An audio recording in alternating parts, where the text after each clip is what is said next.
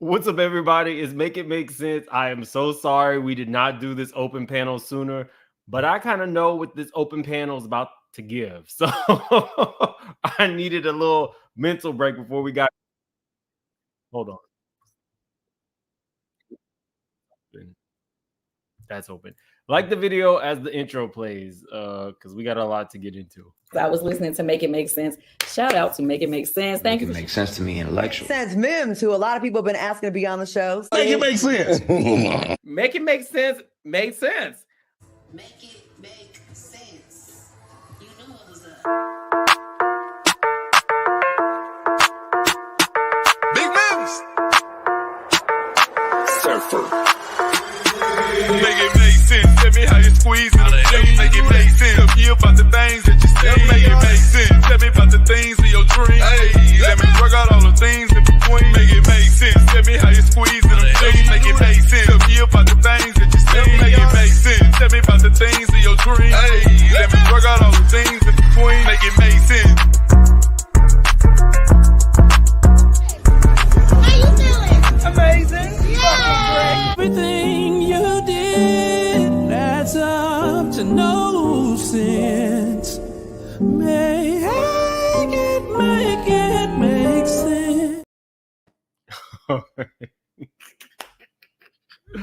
Oh, thank you, Ella. I remember when I was at 5,002. Y'all, this is about to be a mess. I know this is about to be a mess because y'all been in my inbox. I got Nitwit telling me when I'm just being a viewer on other people's channels, you promised us we was gonna do Monique open panel. So Nitwit was keeping me honest. It's gonna be a mess. So let's start out with a mess. Now, again, this is just my humble opinion. Oprah Winfrey, Tyler Perry, and Lee Daniels, my beautiful black queens, my sweet babies. Over a lie and a rumor, all I want, Shannon, is an apology from my black brother. I want you to look in your camera, and I want you to talk to Tyler Perry. Not only did he apologize on stage, that man apologized to our children. And then it became an issue with Tyler Perry and Lady O. Lee Daniels already apologized. But did you hear what the man said? I violated you. And we saw our beautiful black queen Taraji express that. But it was the messenger. He said, Mo, let's do great things. And I said, my brother, do you know, Shannon, that's cost my family tens, quadrillions, billions, zillions of dollars? If it looked like a duck, quack like a duck, what is it, Shannon? It's a duck. He's the only one I had to deal with. He said, you're like my mother, my sister, my aunt. Baby, I love us for real. Now, again, this is just my humble opinion.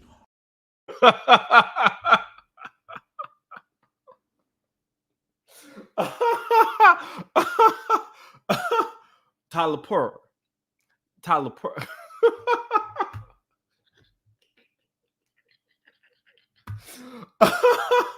Okay, I'm sorry. I told y'all we're gonna have fun with this tonight. We definitely gonna have fun with this. It is an open panel. I've dropped it. We're still in February, so we got to do our Black History moment. Because that's what we do. So today's Black History moment is the fact of how much I love the movie Set It Off.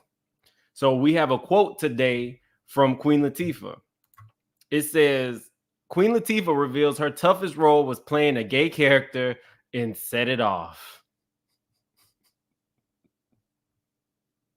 And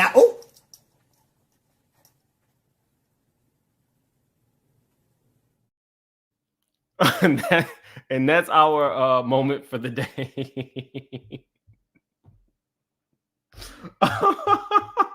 Okay, I'm sorry. Okay, so I see Astute. I see Astute in the background. I just want to play you guys what Queen Latifah actually had. No, sorry, what Monique actually had to say.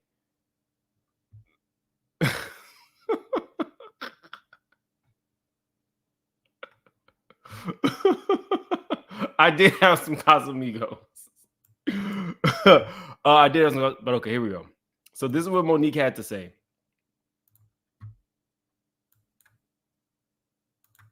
I apologize if I've done something wrong, but I ain't no just gonna back up from my problem. I'm gonna walk straight to the and I'm gonna deal with it. So today I'm coming to the airport in North New Jersey.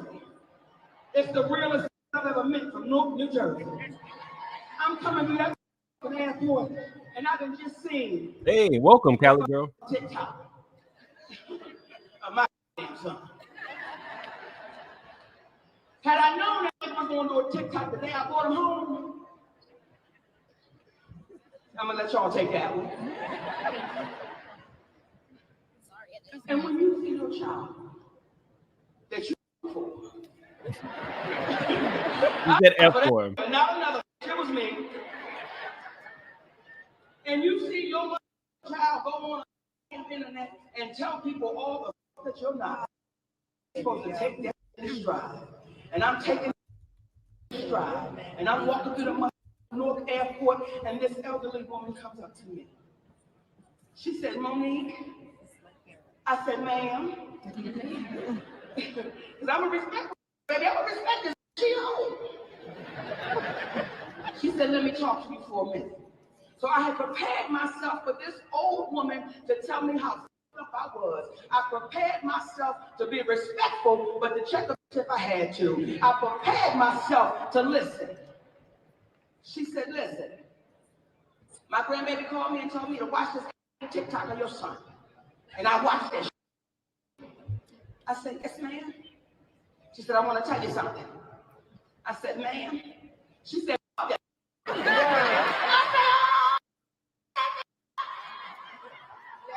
And when the elderly people tell you that, you ain't okay.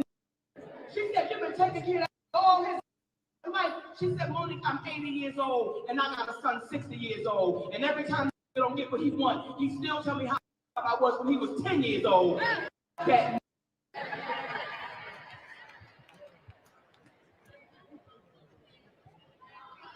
Them kids. Okay. So I see people saying they're 10 toes down with Monique. Hit the link. This is y'all's night. Y'all said y'all wanted open panel. We're doing open panel. And shout out to Trending at some point. She actually edited that for me. Sandra Woodard, thank you so much for joining the membership. I appreciate you. People don't think it was funny. Let me actually pin the link in the comment section. That way, while we're up here, Shalon actually responded.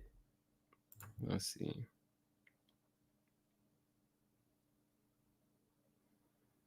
If y'all thought it was bad tonight, wait till tomorrow. We Okay, so the link is pinned. Shalon responded, or Shalon, I'm sorry.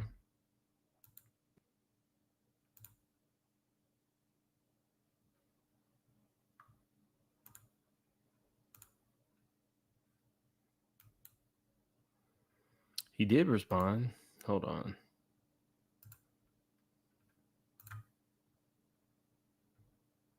I think it was this one.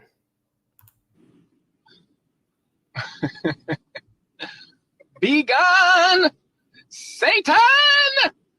I rebuke thee in the name of Black Jesus.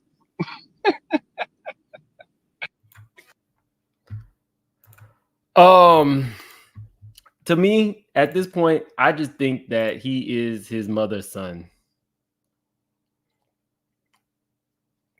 People don't believe. People are not believing. What's up, JC? I haven't seen you in a minute.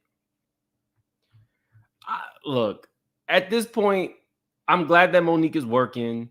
I still have my beliefs as it applies to Sydney. I understand that Monique has found herself in Sydney.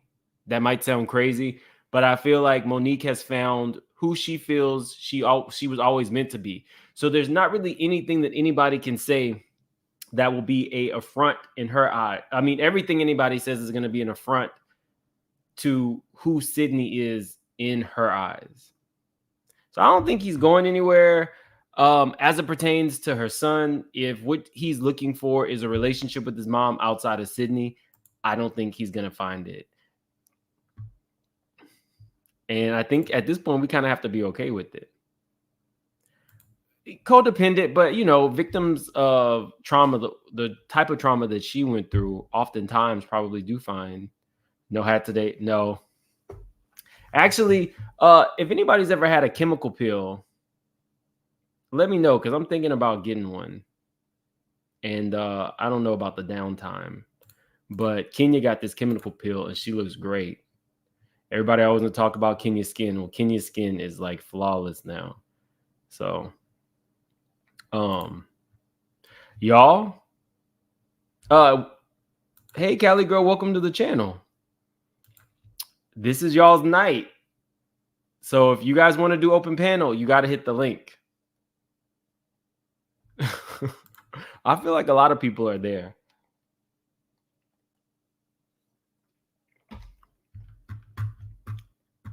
Let's see. What's up, Nikita? You're muted. You just have to unmute yourself. What's up, Nikita? Uh-oh, I didn't expect to be on. It's open panel night. Of course y'all are going to be on. Ooh, all right. I look a hot ass mess. I'm somebody's therapist. I was working earlier. We match. So if you look a mess, I look a mess. So we're in it together. No, you're always cute. I have so much to say as a family therapist. First, are you a fan of Monique? Outside of your profession, are you a fan of Monique? Be honest. You know, in a way, let me say this. I know people who've worked on the Monique show. Mm-hmm. I've met Monique. So y'all, that means she's connected.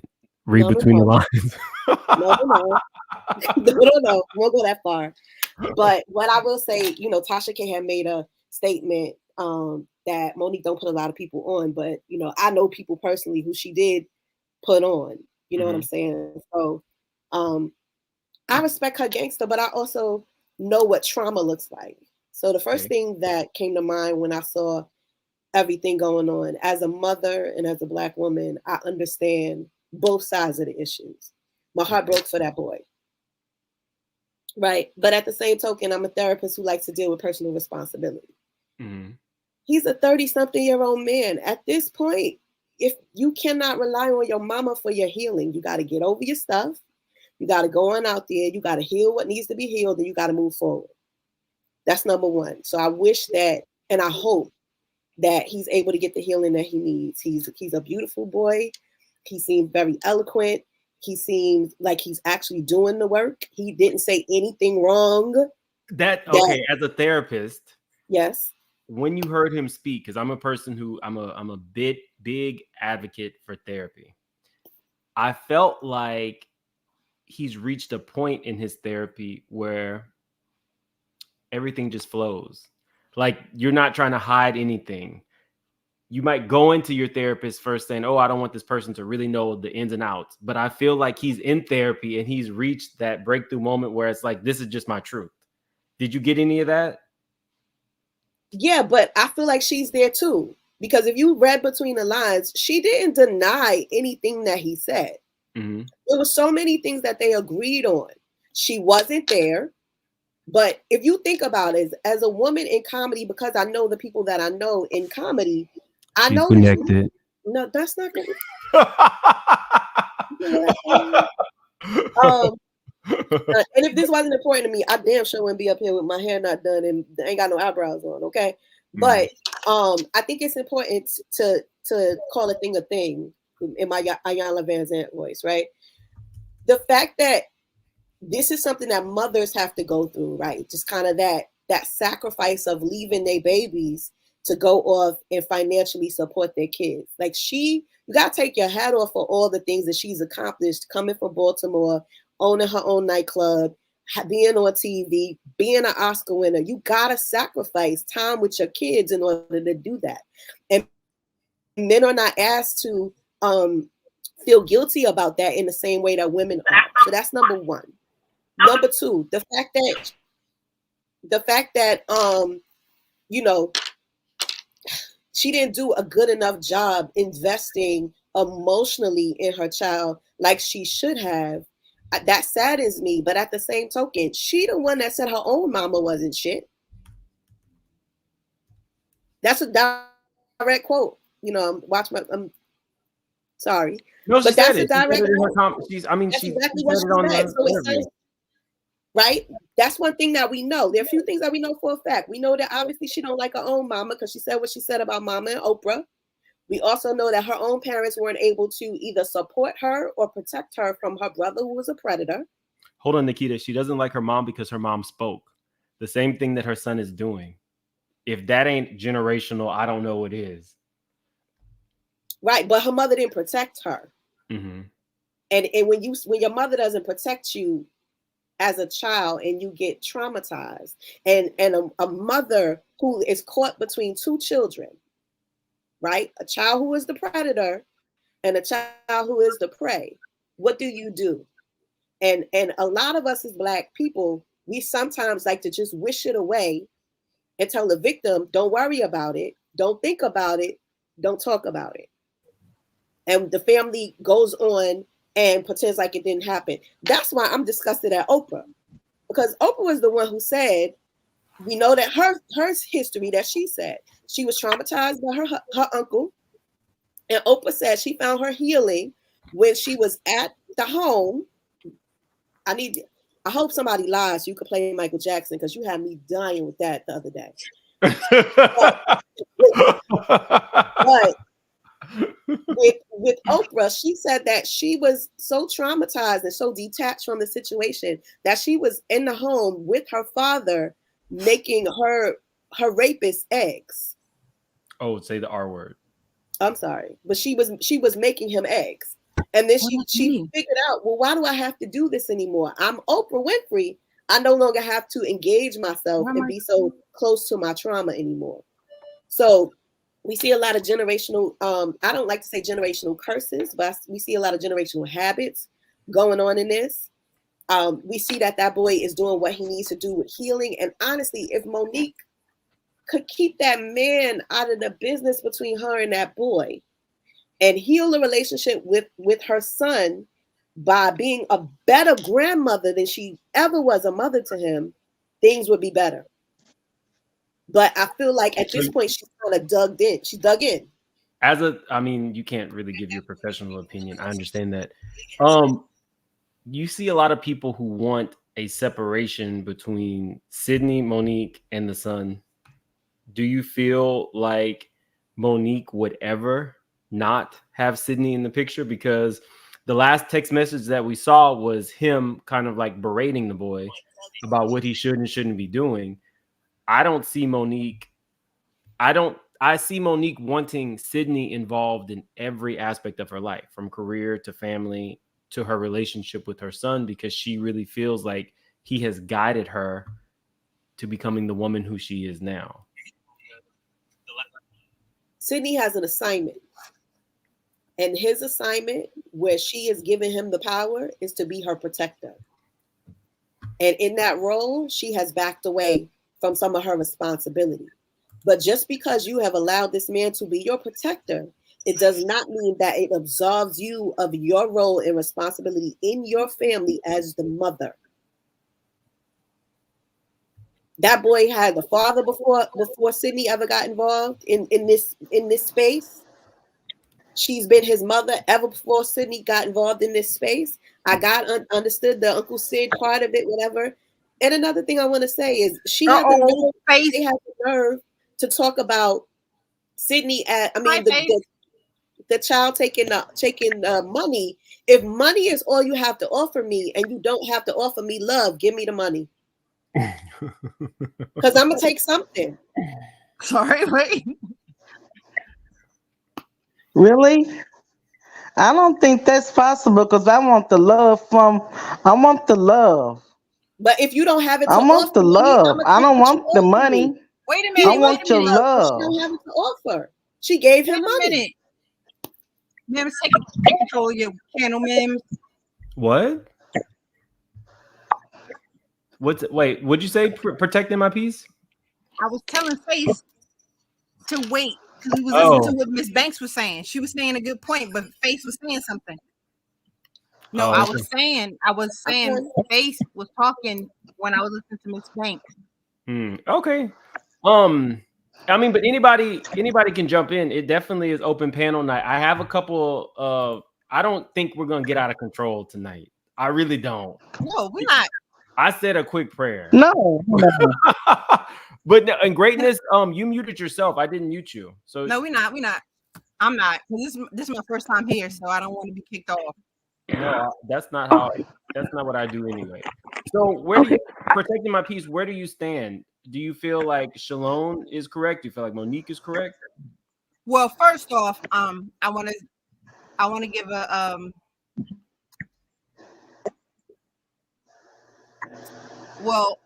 first off, I want to Miss Banks. I want to thank you for being the job that you have because it's to be commended. I want to say Monique needs therapy, like everybody else needs therapy. After COVID, before COVID, during COVID, after COVID, everybody needs therapy. And it comes from because I'm in therapy now, and I'm learning that it's from your background, and it's something that's deep. And if you don't fix it, it's just going to linger on, and then it'll go into the next generation. So I'm a big advocate for mental health because I just was depressed for 4 years, and that's how I used to watch memes. And I asked memes to accept me on IG, and he was acting light skinned. He didn't want to accept me. But I'm actually kind of tan and bronze. he had what's that chick name from Atlanta Housewives? The sister. So you still light skinned? You still light skinned? I definitely am not. So no, okay, seriously. so you're siding with Shalom, basically what you're saying. You feel a connection to him because you've been in therapy and you did you have similar issues growing up?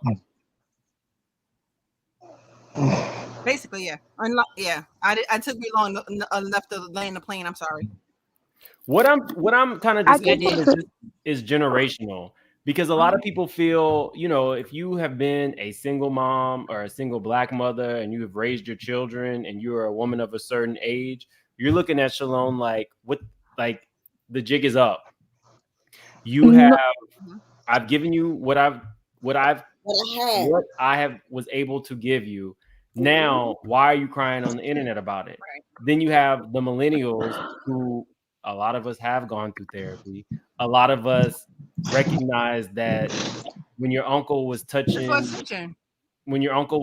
whomever and your grandma wanted to cover it up, but that's the thing, man. Pray it away.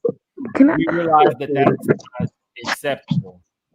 But that's the thing. The people. I'm sorry. I didn't. Can I talk right now, ma'am? I'm sorry. Jump in. Okay, that's the thing. People who are on Monique's side are very, very hypocritical. They support her being able to call out all these people who wronged her 20 years ago. And mind you, 20 years ago, her son, Shalon, he was 10. Years ago, while she's complaining about all these people harming her and doing these things to her, she was still active in harming him in his youth. And then to get up, you're going in and out. All this happened when you were 10 and you went in and out a little bit. So you said, besides being neglectful, what else do you feel Monique did not provide him? You think he was in other ways? No, what he said was that she sees it as just basically, she sees him as a bill. Just like, imagine if your mom treated you like a phone bill. Like, okay, every month I'm gonna pay this $120. That's it. There was no connection there. There was no nothing. And then she gets up on stage and says, oh, you need to stop complaining about stuff that happened when you were 10. But yet when he was 10 was the time that Precious came out. And so she's Every time you're then when making a point, Precious your came phone out, goes out. That must be the and devil. then and he kept on and How about I don't know which with him. person So you his are. grievances are newer than Hold on. hers. Are you great? Are you great, Nessa? No, No. I'm Presley. Presley, for some reason, it's going out and going in. Are you able to drop down and then come back up? Yeah, I'm gonna try that. Okay. We'll make sure to save some room. Yes. Can I say something on that topic between Mo and her son? Mm-hmm.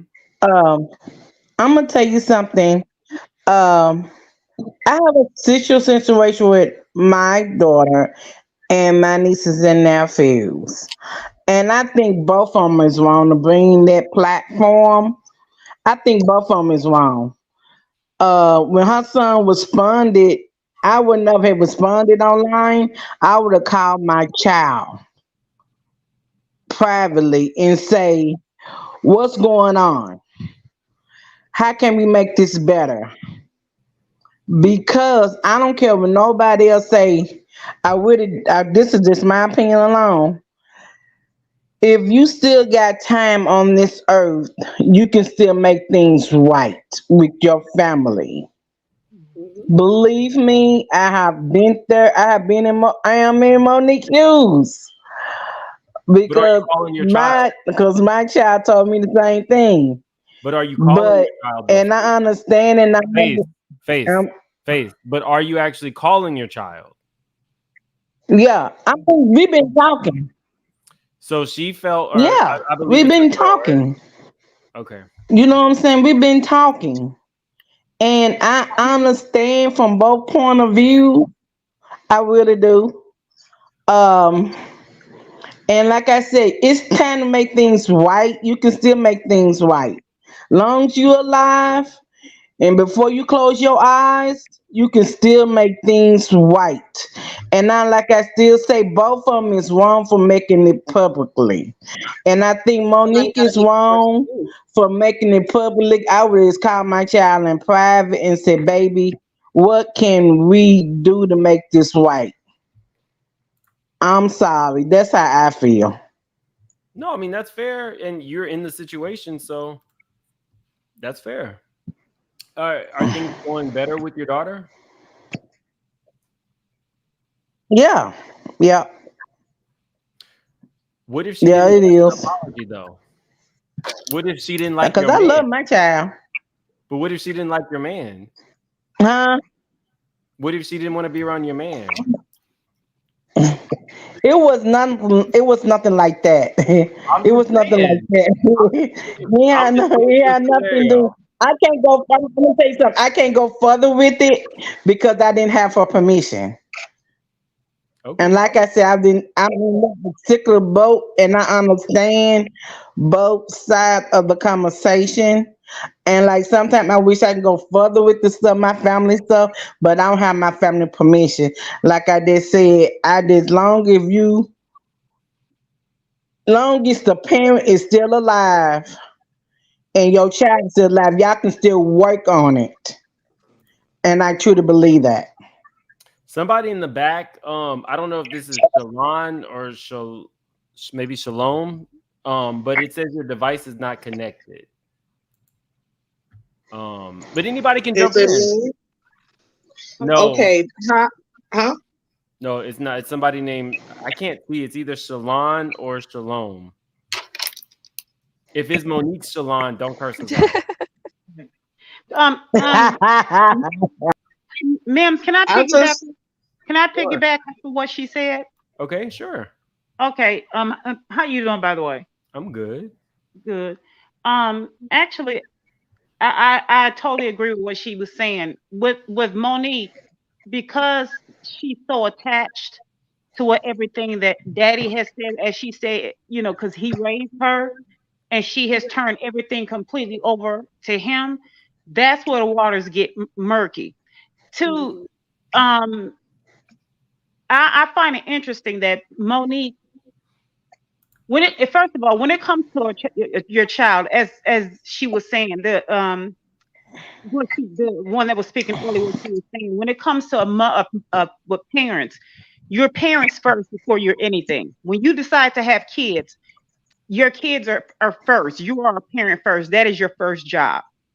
And any type of job that you have after that, they're supposed to come second. I don't care what type of celebrity that you are or whatever. Your child is supposed to be first.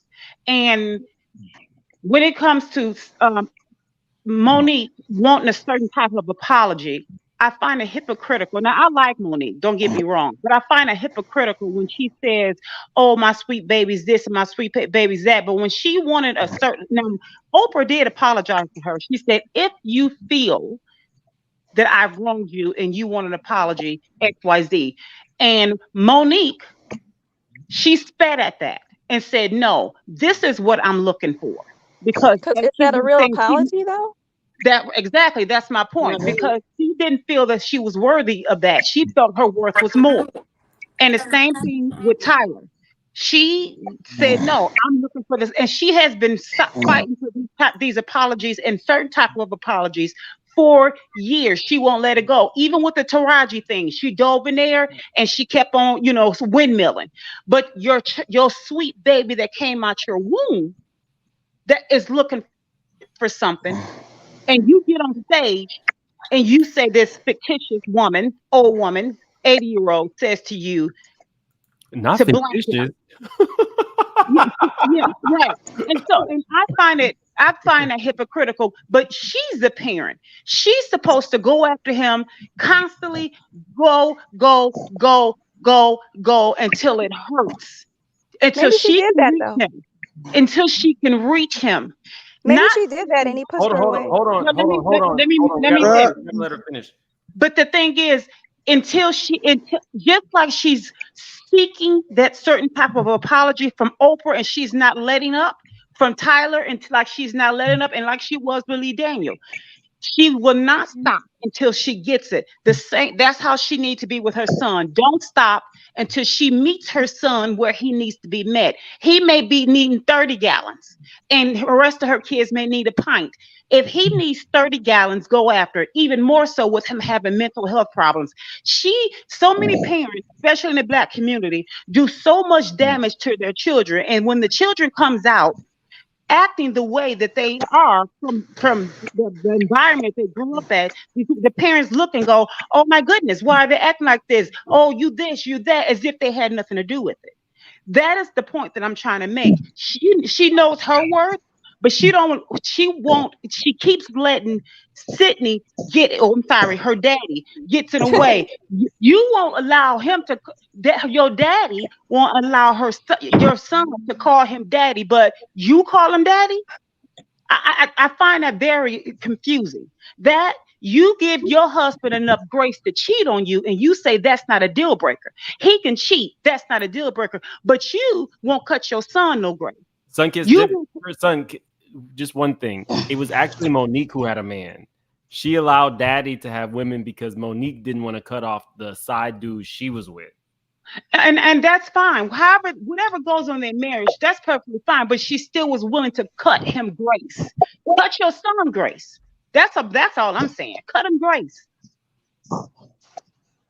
I think the problem is this. At what point do you stop asking people, and this is for Monique and Shalon, but at what point do you stop asking people to be more responsible for your healing than you? Ooh. You know, I have clients who come to me all the time and they mad at their mama and they mad at their father and they mad. But at what point do you take personal responsibility for your own healing? Mm-hmm. You know, my father was mentally ill, and it wasn't until I started doing what I did for a living and understood that he had a diagnosis was I able to get from him what he had. Not what I wanted him to have, not the kind of father I hoped he was going to be, but what he had. I was able to get the goodness that he had. The Black people have a saying, take the meat, throw away the bones. I was able to get my needs met from my dad before he left this earth with all of his trauma, with all of his mental illness and all of that stuff, because I was no longer holding him hostage to an idealized version of a father I thought I should have, and be able to accept the dad that I did have and take the good that he had to give me and leave the rest. We have to be responsible for our own healing. Mm-hmm. I think the issue with Monique was she was right on a lot of things, and people told her to shut up. They didn't want to hear her. And once the cat thing happened, all of a sudden, miraculously, she's been telling the same story for 10 plus years. And everybody's like, okay, it's the truth. It's the truth now. Everything she said was all documented before now. But all of a sudden, we're listening to her. Now, I want Monique to stop telling this same story. And I want her to move forward. And maybe now that she got some recognition, she can move forward. I also want Shalon to stop telling this story to himself, that his mother didn't love him. Because I know for a fact with my own mother, I'm not a millennial, I'm a Gen Xer. That means I was a latchkey kid. My mama thought in order to clothe me, put a roof over my head, and keep me and my siblings together, and keep the rain off my face, and food in my belly, that was raising me. She gave me all she had, but she didn't give me all I need. It's my responsibility to make sure I get what I need so that I didn't do that to my own son. Shalon has to get what he needs so that he doesn't do that to his daughter. But he cannot keep going to Monique to get it. She don't have it. She didn't get it herself. Just to play devil's advocate, though, if he is fine with not having a relationship with his mom, present day and for the last 3 years, and he is trying to find himself, but he's now having to see that he's being discussed, is that fair to Shalon? Because now you're being brought up consistently. Every interview, it's something about Shalon. Could that be playing is it like playing mind games with him?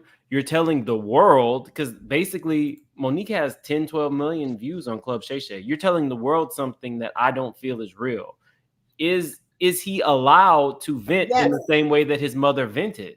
Absolutely. Can I respond to that? But once you say what you had to say and you have been heard, stop telling yourself that story, because what you do is you live in that narrative and it drives your nervous system. It becomes perpetually toxic to you. You no longer have to tell that story. You've told your side. And he said, I'm only coming out because my name was called. This is this exact same thing Monique said she did. I'm only coming out because you asking me. Okay, well now it's out there and now it's told. Now you guys go to your corners and figure out your healing. But can I say something? Can I respond to that? Greatness, you can respond just 2 seconds. Shout out to my real life friend, Girl Is That Legal. I did not expect her to join my membership. Thank you for that, though. I appreciate you. Just Patches says generational curses sometimes are excuses for people to justify their lackluster decisions without taking ownership. Curses are broken when blame is replaced with the desire to do better. I'm not gonna disagree with anything that you said, Just Patches. But that's why I don't call it generational curses, because a curse is something that is out of your control. I call it generational habits. And once you break the habit, then the curse goes away. Do you do some online counseling? Because I feel like some people might be hitting you up after this live. This is not an infomercial, y'all. This is me just saying I think she's on point on some of the things she's saying. Okay, well, before we go, drop your link to your website or whatever in the chat. And, BLW says, I'm new. Hey, welcome. You came on open panel night, so we don't know what's about to happen. But I just wanted to say I truly don't think he would have said a word if she didn't bring him up in the Shay Shay interview, which might be true. I feel like he is in therapy. Just from me, a non-therapist, looking at somebody who can so eloquently articulate his feelings, not just a thought, but how he feels in a situation. That spells therapy all over it. And he took accountability, and he really wasn't blaming her. He just told his story. He said that he wasn't in therapy. He said that he's not currently in therapy? Yes, he said on one of his sites that he was, on one of his things that he was not in therapy. And I think people are missing the bigger point here. Monique has been talking about this young man for years. She's the one that's gone on multiple shows saying that she didn't want to be a mother, didn't know how to be a mother, didn't care to be a mother. and he has never said anything. And now when she gets on Shay and act like, it's in his hands now, he just let the world know he didn't really say anything rude about her. He just repeated what she'd been saying for years, that she's a bad mother. And only thing he said was, we don't have a relationship right now. And so people are saying he's not healed. He hasn't talked to her for 3 years.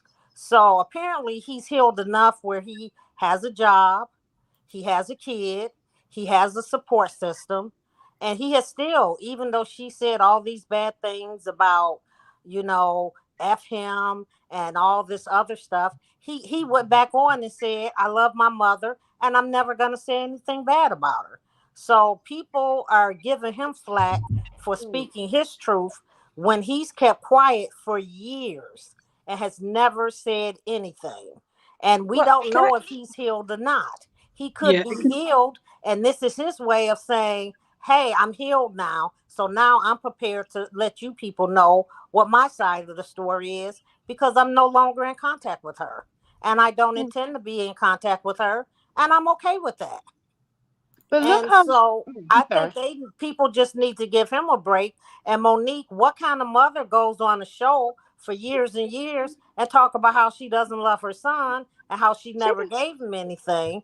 And she kind of reminds me of my father. His father ran away. Well, he went to go get some cigarettes and never came back home. And my father didn't see him again until he was a grown man. And my father was not the best father. And when I talked to him about it, his philosophy was, I'm fine. I'm a good dad because at least you know where I'm at. And I think that's how Mo'Nique feels about it. She's a good parent to him because she gave him material things. She made sure that he had good people around him and that he was not sexually assaulted like she was. And so now she's like, what's his problem? He had it better than me. I don't know what he's complaining about. Hold on, really quick. I quick. wasn't there, but Greatness the was stuff next. that happened to me didn't happen to him. Great Nesta. Sorry. No, it's okay. So that was just my point, that Mo'Nique doesn't necessarily view herself as a bad mother because his childhood was nowhere near what hers is. And so she's okay with the way that it is because he doesn't have her type of trauma. But she doesn't understand trauma is trauma. And you can't look at your trauma and say my trauma was worse than your trauma. And I think that's what she's doing. And Mims, could you research this for me? Because this is what I have a question on. She has 4 kids. She had a kid by the first husband. She adopted a second kid. And then she had twins. The second kid I heard was 2 years younger than this kid. Older. But it's like nobody is talking about that second kid. And I don't understand. It's something He doesn't want to be talking. He doesn't want to be talking about. One of his relatives reached out to me. And so is he? Okay, is he the third kid that they mention all the time? No, okay. Greatness, you're definitely up next. I have to call. I have to call the cousin back, but apparently he wants to be out of the spotlight. He's surviving and thriving. Mo'Nique did adopt him, but it was through her marriage to the leprechaun, or so she so eloquently called her second husband. I'm a Mo'Nique fan, so yeah, I do know that she used to call him the leprechaun because he took half her money in the divorce. So is he part of the 3 kids that her and daddy claim right now? No, the other son is Sydney's. Oh, so she's got 5 kids. Yeah. Oh, because see, that's where I was getting confused. Hold on, Nikita. The other son pictured is Sydney's child, right? Okay. I don't know. You were saying no. I could never figure it out. I'm telling you. So she was claiming a boy who was actually a little bit older than Shalon. So Shalon was her only biological child. She got with her second husband. Well, actually, she left Shalon's husband in Atlanta, moved back to Baltimore, got with her second husband, who she calls the leprechaun. With the leprechaun, she adopted the older child. I think it was Marcus. She adopted him, and then after that marriage dissolved, she kind of stopped acknowledging that she had him as a child. Now, if you see the pictures, there's 3 boys, her 2 twin boys with Sydney, and then Sydney's son. Oh. Yeah. So did she raise the leprechaun's boy? I think while she was with them. And then when she broke up, he was raised by the leprechaun? Sorry, you the one started this. Yes, you got it down pat. Yes. Okay, I was just confused, and I knew that if anybody would know what was going on, it would be you. And I just couldn't make heads or tails of all this because I'm like, something's missing. So somebody says I miss Curtis Watkins, the second husband. Monique's husband. I know the first husband was the leprechaun. Let's see. So yeah, that's Calvin Watkins, right? No, that's not right. Let's see. Mark Jackson. So if there's another person, you got to let me know, but I don't know about that one. Greatness, jump in. Oh my gosh. Okay. First of all, can I just say this is my first time coming up, and I love you, Mims. I love how equal you keep everything, and I love how you share your opinions and you want to hear the opinions of others. Well, y'all strong armed me into this open panel. I was nervous. But I do believe that two things can be true at the same time. Mm-hmm. For example, so Monique can be right and her son can be right. I mean, we don't have all the facts, right?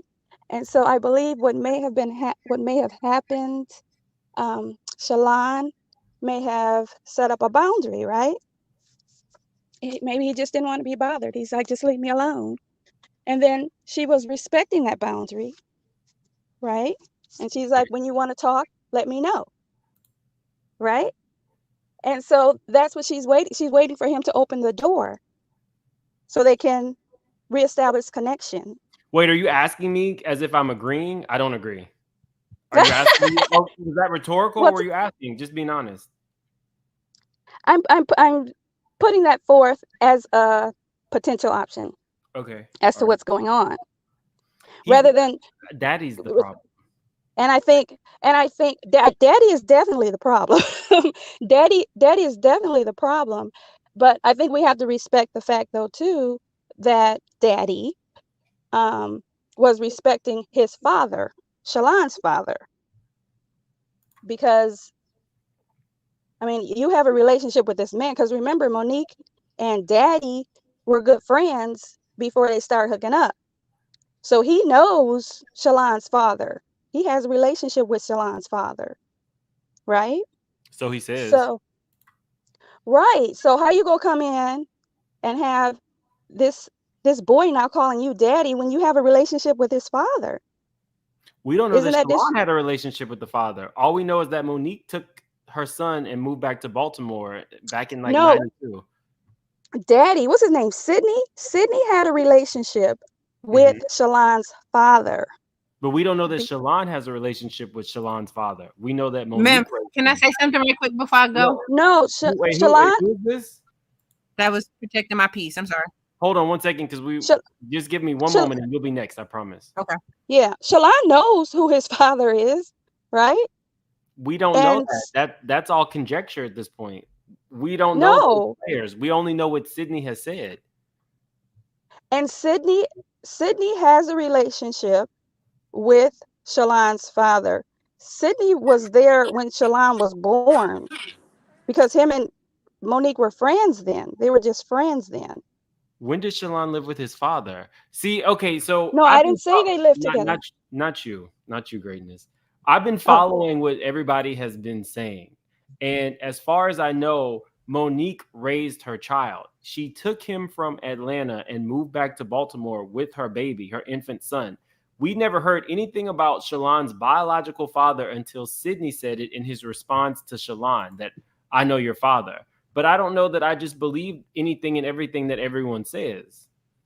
Shalon but has if you had a relationship, if you're in a relationship with someone and they have a child, you're friends with that mother and they have a child.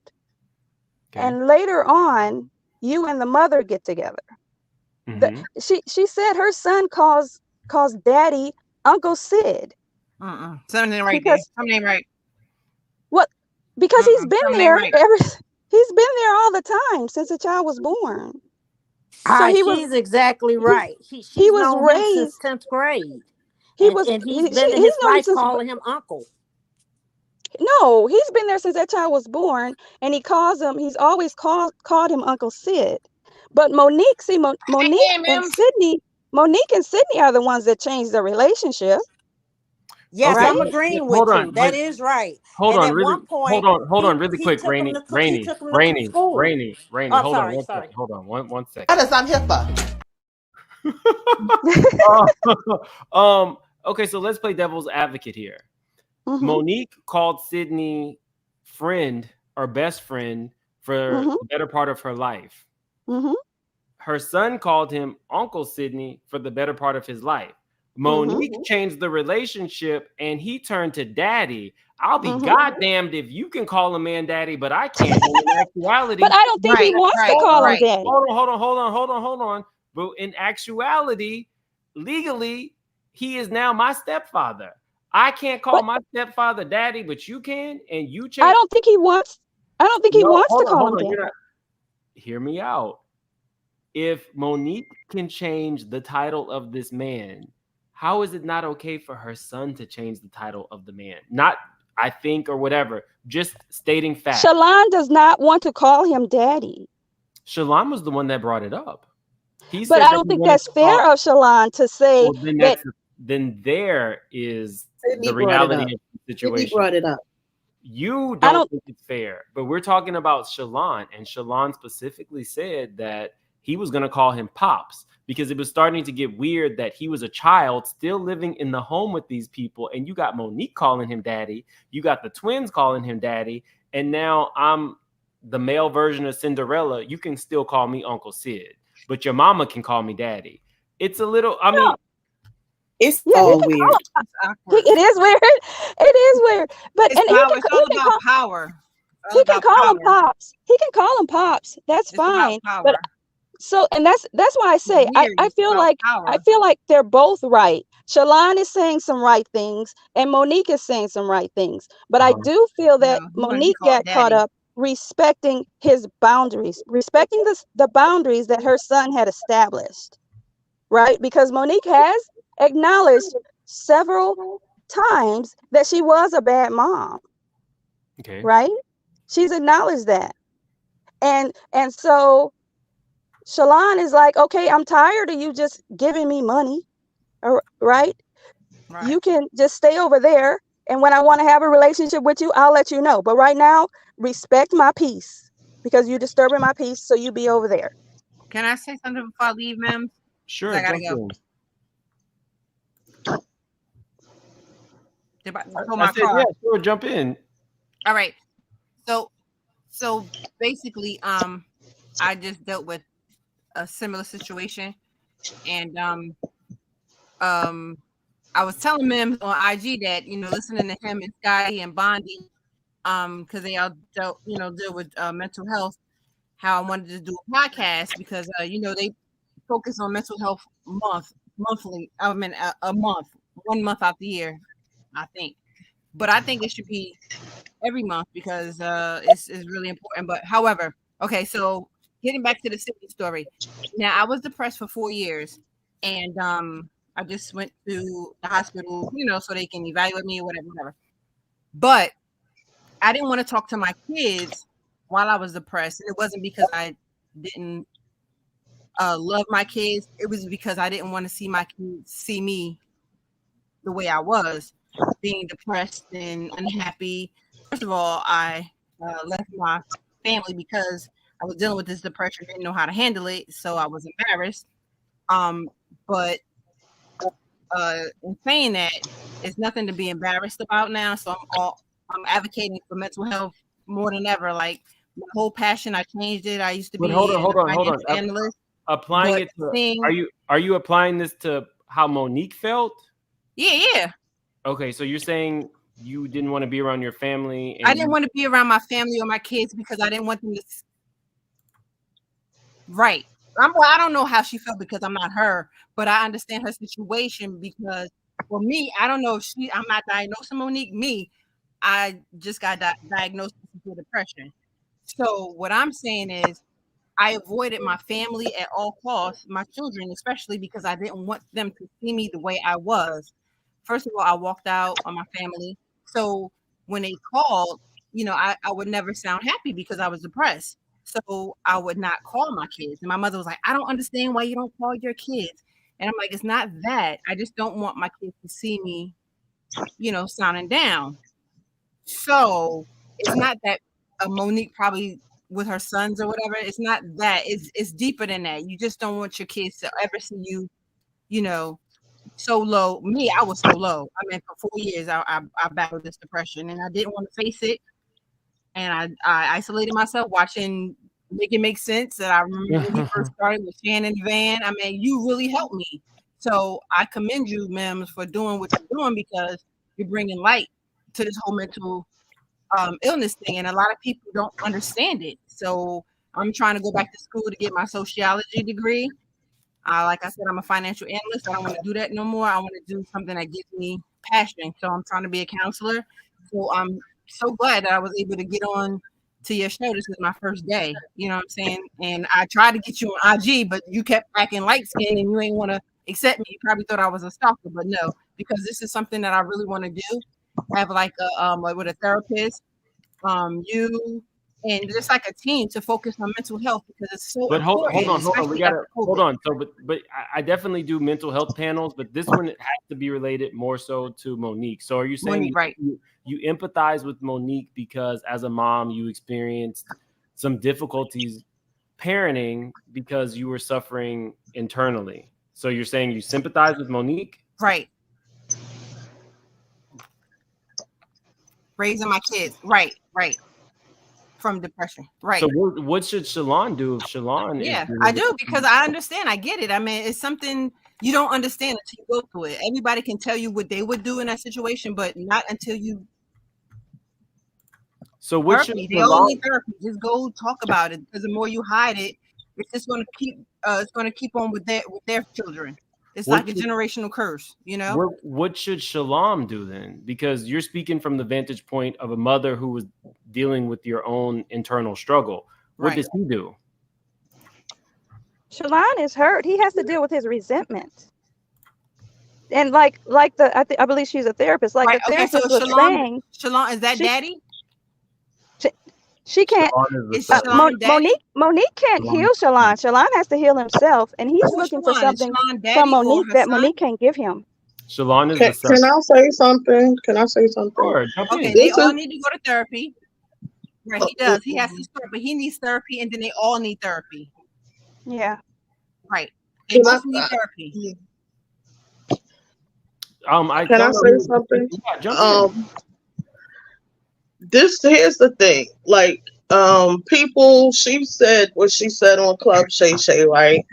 And everybody was just Team Monique, she's standing on business and all of this stuff. And then when the stuff came out about her son, she's trash and this, that, and the third. See, we have to separate the two. One has nothing to do with the other. She's right on the other end, and then you feel she's wrong on the end of her son. But for me, it's like what I had to learn is my parents are my parents, but they are people first. You know what I'm saying? She's a person going through life how she goes through life. Of course, we're going to have our unpopular opinion or whatever, and we're going to feel she shouldn't do what she did to him. She shouldn't say the things she say, but that's how she moves. She's an outspoken, loud, boisterous person. And whether we agree on that, it has nothing to do with it. She may have feel that she did the best she can towards him. She's acknowledging the fact that she's a bad mother. Do I feel that she shouldn't have said F him? Absolutely. I even feel it was wrong.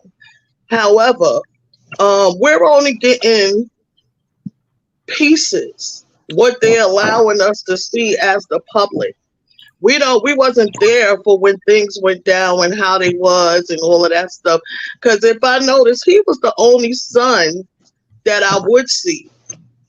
Like when she was, back in the precious days before she got blackballed, it's all pictures of him and her. You know what I mean? So that's another scenario that people could say, well, he always was there, but what does that mean? She probably could have never said a word to him. So it's all about perspectives. Like, you have to take your feelings out of it when you think on these things, because we really don't know the scenario. And the thing with her and her husband, Sydney, they grew up together. When you come from you didn't have a proper parenting background or whatever, this is my opinion, like, you and your husband raised each other. And she is trying to say that he raised her because she feels in her mind that he knows more than what she knows, right? Hold on. How is that happening? Somebody has me playing in the background. Oh, okay, I'm sorry. So he has his hand up her back, clearly. You know what I mean? We're not taking that into account. She might not have the mental wherewithal to deal with these situations. It's a whole pot of things. You know what I mean? She's wrong for certain things. She's right for certain things. It's like, we can't really figure this out if you think about it. You know what I mean? All you can do is really pray that the situation is resolved, whether it was the healthiest. Just because that's his mother, that don't mean they have to speak. You know what I mean? The man said, we both do not wish to start a relationship, and he's fine with it. He may be telling a lie. And the reason why I say that is because Evie, that's not what Monique said, though. They didn't both say that. Monique says she was praying to the universe. I didn't say she said it. No, just him. Yeah, that's what I'm saying. Just him. He said that, but he could be telling a lie, because if that was the case, he wouldn't have went publicly and said all that things and let the cat out the bag and let us know she's lying and all of that stuff. So it's like, you really can't have a personal opinion about it at the end of the day, because we don't know what's truth and what's not. You know what I'm saying? Like, in the chat got a personal opinion about it. They are strongly Team Monique or strongly Team Shalon. Right. Like, I'm Team Shalon when it comes to his battle with her, but I'm Team Monique when it comes to her battle with Tyler Perry and Oprah Winfrey and things like that. I want her to win. But I also see some things that she's getting in her own way. You know what I mean? It's like, they say it's how you deliver something. Don't give me a steak on a garbage can lid. You know what I mean? And that's kind of what she's doing. So that's all I wanted to say. And I said I appreciate you coming up. Yeah, I love you, Mims. I'm always in your chat. I'm always watching you. And I'll be calling you Casa Mims, because when you be on the Casa, I like when you on the Casa Mims. So that's my little name for you, Casa Mims. I'm always embarrassed when I'm on the Casa Mims. You like to hair down so much. Come on, none of it's true. None of it's true. It's BS. They made it up. They lie. You lie. Resposado. I was waiting for that. Not the Michael on. You put the Michael on me, man. I can't. It's a lot of people. Hold on. Okay. So I think Kelly G, I don't think you've had a chance to talk yet, have you? No, I haven't. I've been patiently waiting. I told I was gonna get on TV. Don't patiently wait around here. You got to throw some bows and get your point out. No, jump in. I'm on TV on YouTube. Okay. Well, first of all, Mims, you need to, accept my hello to you on Instagram, because you keep saying that it's okay for us to DM you, and I've DM'd you, and I'm still waiting and holding. So that's first of all. Okay. Still love you, show. Still love you, show. Still love you. L Dubs _ Inc. You should see, like, my inbox is crazy. L Dubs. Okay, no problem, no worries. _ what? _ Inc. INC. Okay, I'm gonna follow you. No, you know what? I used to be like that where I would just jump in and horn in, but I've learned to kind of sit back and wait and observe as I've gotten older. I really appreciate you having the therapist on because for two reasons. I recognize that therapy is key. Yes. Therapy is key for like the majority of us. I mean, my mind is like blown because I'm thinking we doing all this during Black History Month, but where is the healing part? Because um in thinking about the therapy for Monique and Shalon, first of all, I can understand from a few different viewpoints. The way Monique is with Daddy, um, my older sister is like that about her husband. And it's not so much she calls him daddy, but he's on a pedestal and he can do no wrong. And well, he could do no wrong. He is deceased now, but I very rarely say anything to her about him because there's always, oh, he was so good. He was this, that, da, da, da. From an observer looking in, there was a lot of stuff that he did and said that wasn't right, but you can't tell her that. And that's where Monique is.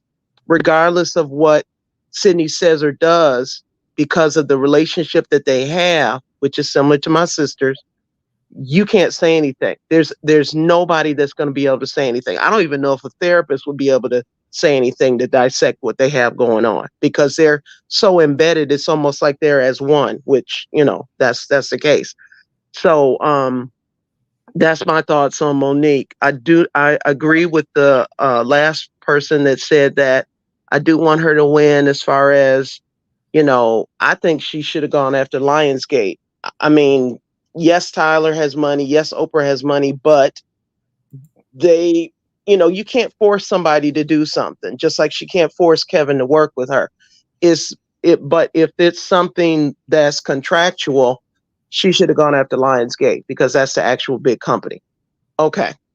As far as Shalon goes, from a point of view from a child having been in therapy, I've learned because we did not have, as siblings, we didn't have the best relationship with my father. We did with our mother. But through therapy, I have learned that, like your therapist was saying, they gave us what they had. And so I had to come to recognize, and toward the latter part of my father's life, that he did the best he could, and he apologized, and we had a good relationship after some time. But he didn't get what he needed, and that's the key. Shalon has to recognize that she didn't get what she needed, so she wasn't able to give it to him. But he has to recognize that. I'm sorry. Does he have to recognize that when I see that you have the propensity to do it for them other children? I'm not here to advocate for anybody. I play devil's advocate from both ends. But if you twerk on the fence. No, I mean, realistically, if I see you being super mom to these people, you PTA, you baking dishes, you doing everything, you telling me not to call their daddy my daddy, even though we in the same household, I do feel like there's human nature that plays a part in all this. And if he feels away, I can't say that he shouldn't. Just because you decided to keep going on these generational curses or generational habits doesn't mean I'll use myself for it. But here's the thing, Mims. How does, by having that attitude, that feeling, that opinion, how does that help him to heal? How is he ever going to get beyond that? Yeah, he's human, but how are you going to get beyond that? Y'all keep saying, can y'all hear me? Y'all keep saying that he needs to heal himself. But the thing is, the issues with Monique happened 20 years ago when he was 10. So his issues are way more recent than hers are. How can you advocate for for her to get her issues out and to solve her issues, but tell him he needs to heal on his own? He grown. She was grown 20 years ago with the Oprah and the Lee and the Kevin and the et cetera, people who damaged her. And you over here like, go Monique, go get that justice from 20 plus years ago. But for him, which was like maybe about 10, 12 years ago, you telling him he's too grown. How's that? The reason that I say that is because how long is he going to carry this? This is a heavy How long is load. she gonna carry this? Let me Well, say, that's let her me though. just But may I that's say one her. thing, please? We talking about two different people. That's her. If she don't want to heal and she wants to be all up in Cynthia's butt and all that, that's on her. My thing Nobody is, cares. how is he going to be able to function so that he can move on and deal with his daughter, his wife, his life? He's got to let that go. Even if she doesn't, that's on her. He's got to do his thing for his mind. Don't you, you know, even Medea says that during the play. She says, you forgive the person for you, not for them. You forgive it for you. And yes, you may still feel some type of way and you may never forget what they've done and you may not want to deal with them.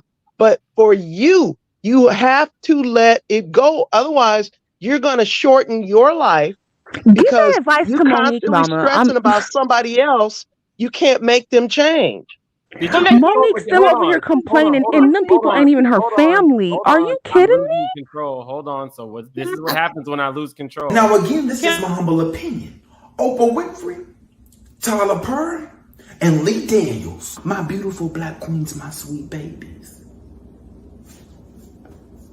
Over a lie and a rumor, all I want, Shannon, is an apology from my black brother. I want you to look in your camera, and I want you to talk to Tyler Perry. Not only did he apologize on stage, that man apologized to our children. And then it became an issue with Tyler Perry and Lady O. Lee Daniels already apologized. But did you hear what the man said? I violated you. And we saw our beautiful black queen Taraji express that. But it was the messenger. He said, Mo, let's do great things. And I said, my brother, do you know, Shannon, that's caused my family tens, quadrillions, billions, zillions of dollars? If it looked like a duck, quack like a duck, what is it, Shannon? It's a duck. He's the only one I had to deal with. He said, you. Okay, y'all. That's what happens when we lose control.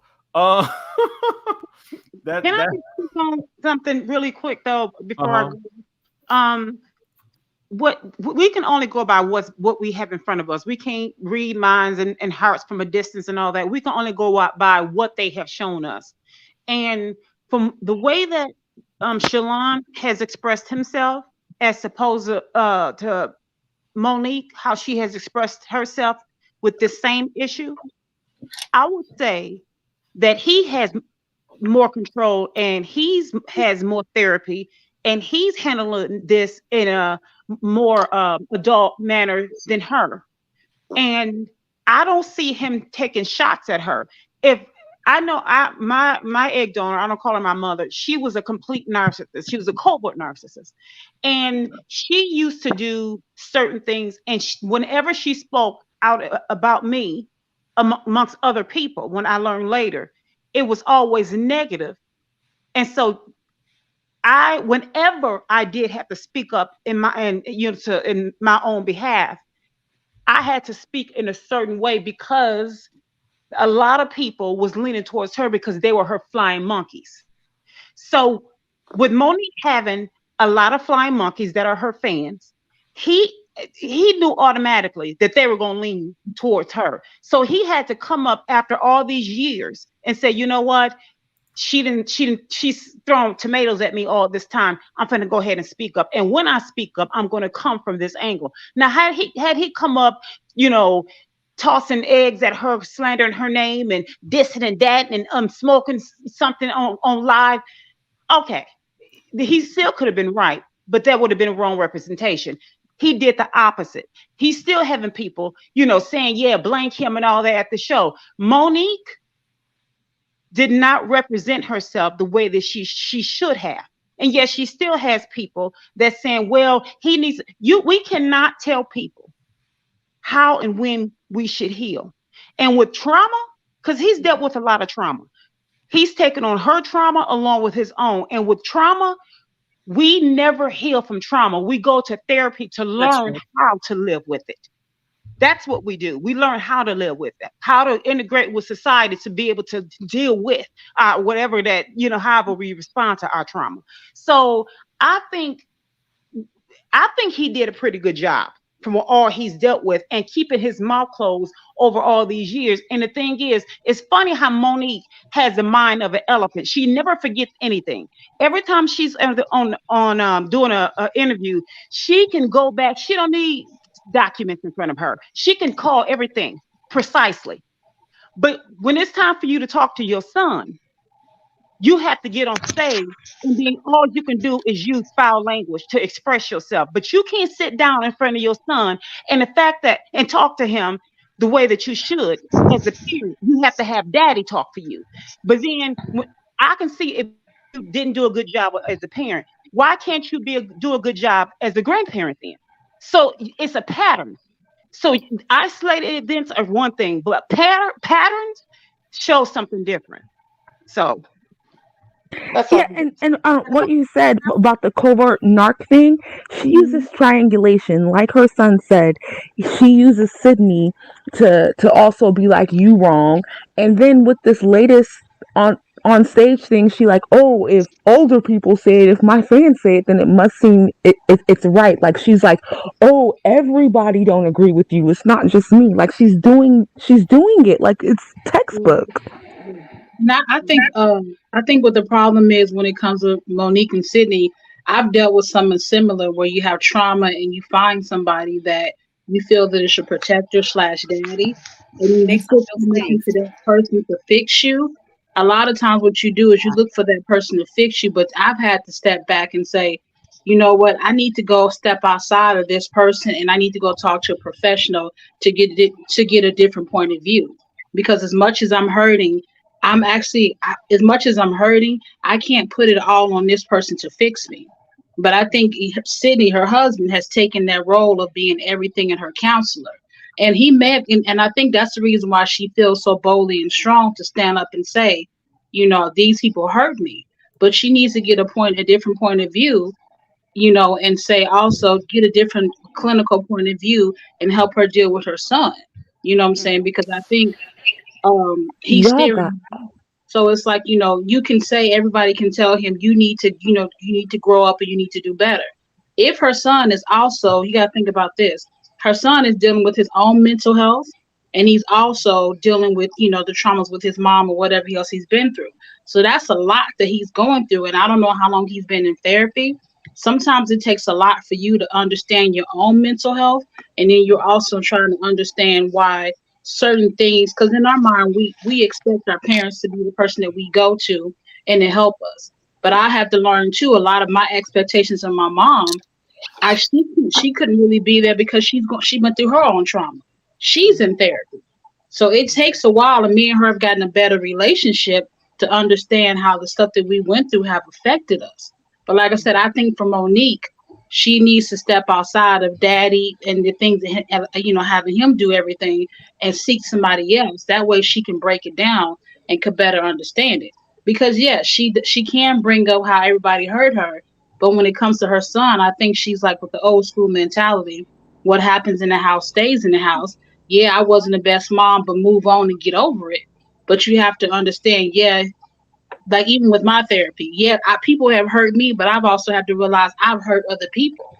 So as I'm trying to understand the hurt, I'm also trying to understand how I can fix relationships with other people. So that's all I was doing. I agree with everything you said, other than the fact of what happens in Monique's house stays in Monique's house.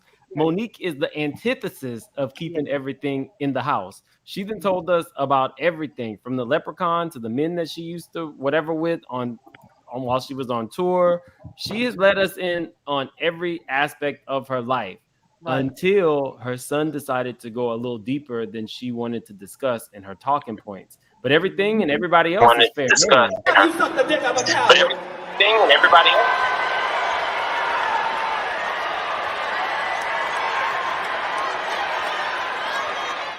Everybody else family is fair game.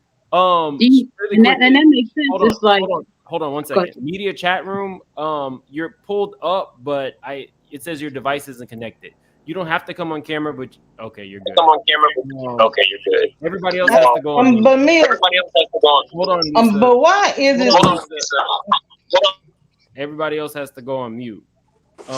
not you, Ladybug. You can finish your thought, and then I believe Nikita had something to interject, and then Shalom has finally joined us. It's not Shalon. This is Shalom. So, Ladybug, yeah, finish your thought. I was just going to say, yeah, I think what you're saying, yeah, she has opened this up to all points of access to her life, but I think when it comes to it's certain points that I think she's really not ready for everybody to see. Like you said, you can't keep asking everybody else to fix what they did wrong to you, but you can't also accept that you hurt other people, and no matter how long it takes, you need to step out and find ways to fix it. Like I realize there's certain ways that I talk to people has hurt people. So I'm making steps to watch how I talk to people. And I see that she's making steps to everything else. But I think even no matter how grown that you are, we all still need our parents. You know what I'm saying? I could be 80 and I'm still gonna need my mom. So it's like she has to understand that, yeah, you've been hurt, but you've also been the person that hurt other people. And you have to, no matter how long it takes, to recognize that you're not as innocent and you need to fix that. And stop telling this young man, when you're grown, get over it. No, you gave birth to that child. You need to fix what you did wrong and go from there. And like you said, some things it's like, and stop getting out of that attitude where what happens that stays there. No, we need to take off. You need to address that as well. So I'm glad that he stood up. And I think the reason why, this is my last thing, I think the reason why he probably said something is because he's probably been going through therapy and trying to heal. But she probably said something to him that triggered him or got him to just completely just snap. You know what I'm saying? Because we don't know if he's probably through therapy has probably tried to reach out to her and probably had to try to make things better. And the more and more that I'm doing it, I'm not getting a response. And now you going online acting like you're trying to fix it. He probably just reached his boiling point and just snapped off. But he did it in such an eloquent way that I loved and I appreciate it. But that's all I got to say about it. All right. Well, thanks for coming up. I think this is your first time up, right? Yeah, I recently been called on to your videos, and I like how you present things, and like you said, make it make sense and how you break stuff down. I love it. So the receipt. Do I need to bring the receipt? You like the receipt? Yeah, I love it. I like how you make it, because so many people are trying to like cater to people. You like, nah, that don't make sense. So I love it. Thank you. All right. Well, thank you, Ladybug. Nikita, jump in, and then Shalom, and then media chat room. For some reason, it disconnected again.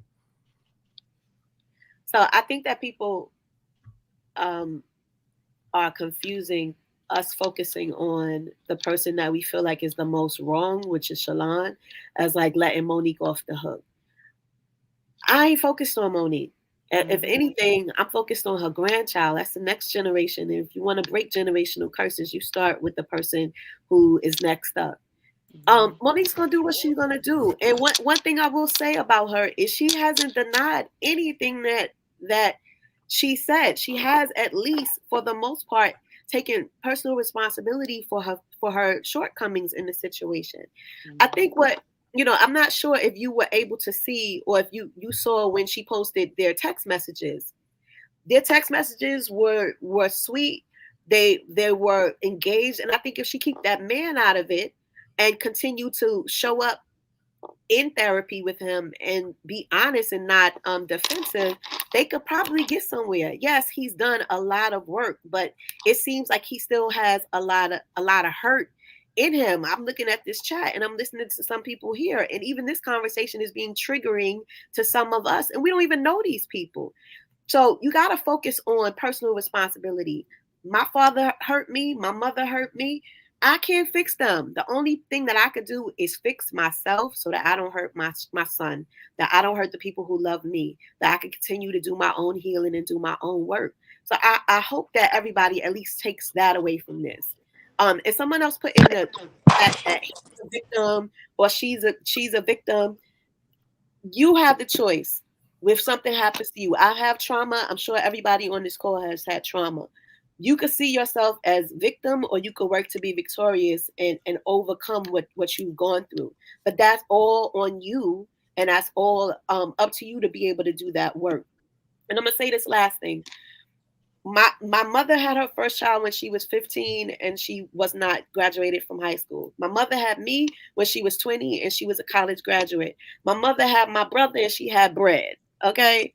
own house, money, whatever. We all lived in the same household, but we all have different experiences. Shalon's experience is his, and nobody, not his mother, is denying him of that. It's only that man came in, tried to give excuses, and threw his mental health stuff under the bus. And I treat two types of people. I treat people who have a mental health diagnosis, and I treat people who have mental health issues. And while we all don't have a diagnosis, we all got issues. And so we don't know whether or not he has a diagnosis or issue, is on medication or whatever. That's none of our business. And that should never have been put out there. But we're here now and we're talking about it. And my hope for this, being that it was brought up, is that we all focus on our own healing. Well, I agree with you in the sense that daddy shouldn't have brought up his mental health. I'll agree with you there. That should have never happened. I didn't like that at all. Really quickly, Ali, thanks for being a member for 10 months. She says, no one asked Monique to speak her truth. She's been including us in her self-serving group chats for 15 years. We're tired. Thank you, Ali. And then I think we got a couple super chats. We don't even have 1,000 likes, y'all. We got like 1,800 people in here.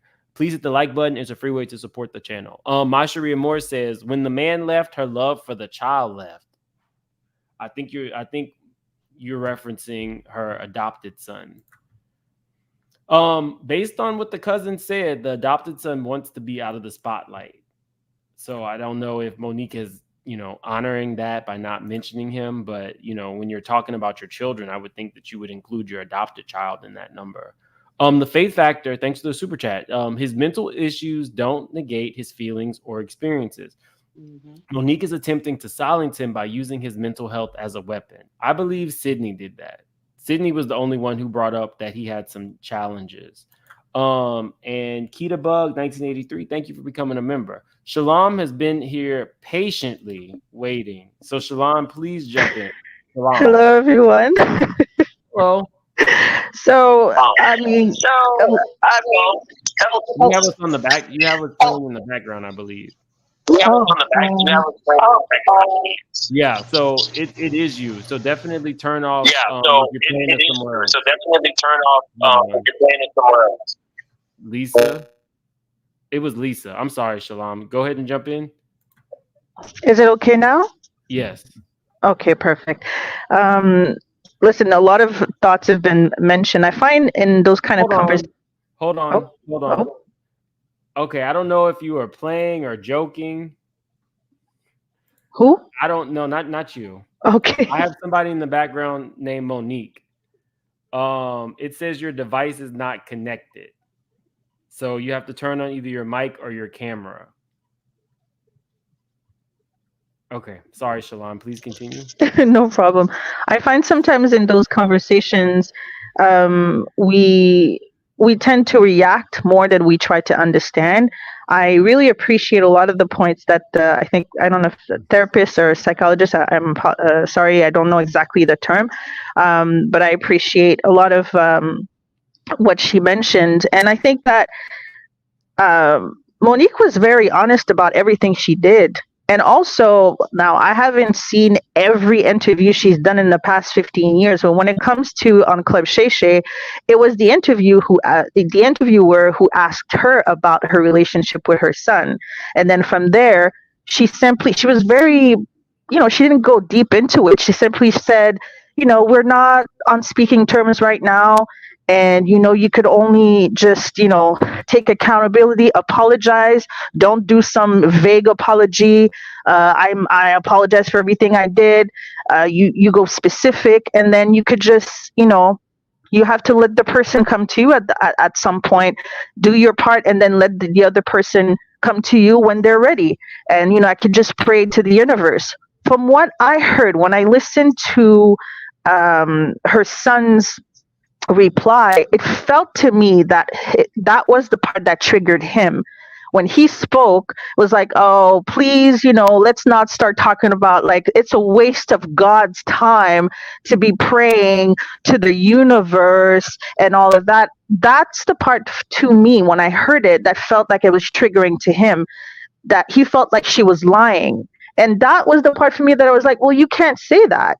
You can't say that she's lying for saying that she's just leaving it up to the universe or praying to God that, at this point, let go and let God. You do your part, as many has mentioned during this chat this evening. How many times do you go back? At some point, you have to allow the person, you let them know, I'm here. I want to have a conversation. I want to have a relationship with you. I acknowledge what I did. I wasn't a good mom. And also I've noticed some people were saying like she didn't love her son. I don't think she didn't love her kid. That's she never mentioned anything like that. And from what I'm seeing, I don't think she didn't love her child. What she did do, and that's a conversation maybe for another day. For female comics, it's not the same thing. When you're, like it's a harder game. You're a mom, and I'm not trying to justify her absence. I'm not. Those are just facts, and she's not the first female stand-up comic to share that. Having children, being on the road, it's not the same sacrifices. It's very demanding, and so she's never pretending not to do any of these things. I don't know. For me, I just feel like there's just so much she can do. Like she acknowledged that, she wasn't present. She was trying to get money, trying to go after fame, wanted to send her kid to the best school. And when you hear this young man, he's extremely articulate. Clearly he went to, like, you could tell he has an education. He was well taken care of. Unfortunately, she wasn't the one who did most of the work. Because she was on the road, because she was working, because she was, a TV show, a sitcom. We all know her resume, but like you could tell, like on that part, unfortunately, he didn't get the love or the attention that he should have gotten from her. But she helped the best that she could, and again, not justifying, just stating facts. But once you've acknowledged, I'm sorry, Are you sympathizing with Monique? What I'm saying is just that, like, we can't, I just feel like there's a lot of, like, at this point. Don't parse your words. At this point, it's an open panel. You do not have to parse your words. There's going to be people who disagree with you vehemently, and there's going to be people who agree with you. And it's okay. It's okay. It's okay. All I'm saying is just, to me, it's just clear. She has acknowledged everything. She's apologized, and she's just letting him at this point, when you're ready, I'm here. You can't keep forcing and forcing and forcing and forcing. That's all I'm saying, But with Monique, you feel like he needs to maybe move on? No, I think that, it's a journey for everyone. Like whenever he's ready, or if he says he doesn't want to have a relationship with her, then so be it. But you can't call her a liar for wanting to pray and just leaving it to God at this point because you don't want to have a relationship with her, which is you're absolutely entitled to.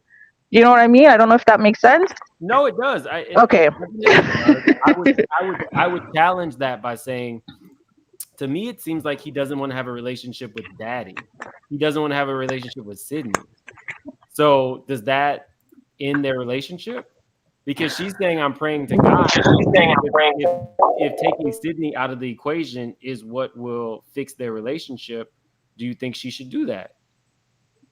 I don't know how much Sydney has an impact in this. I know that, like, when they had their reply, it was both of them. But I mean, in everything that Monique has been, any situation, I've always seen her with him.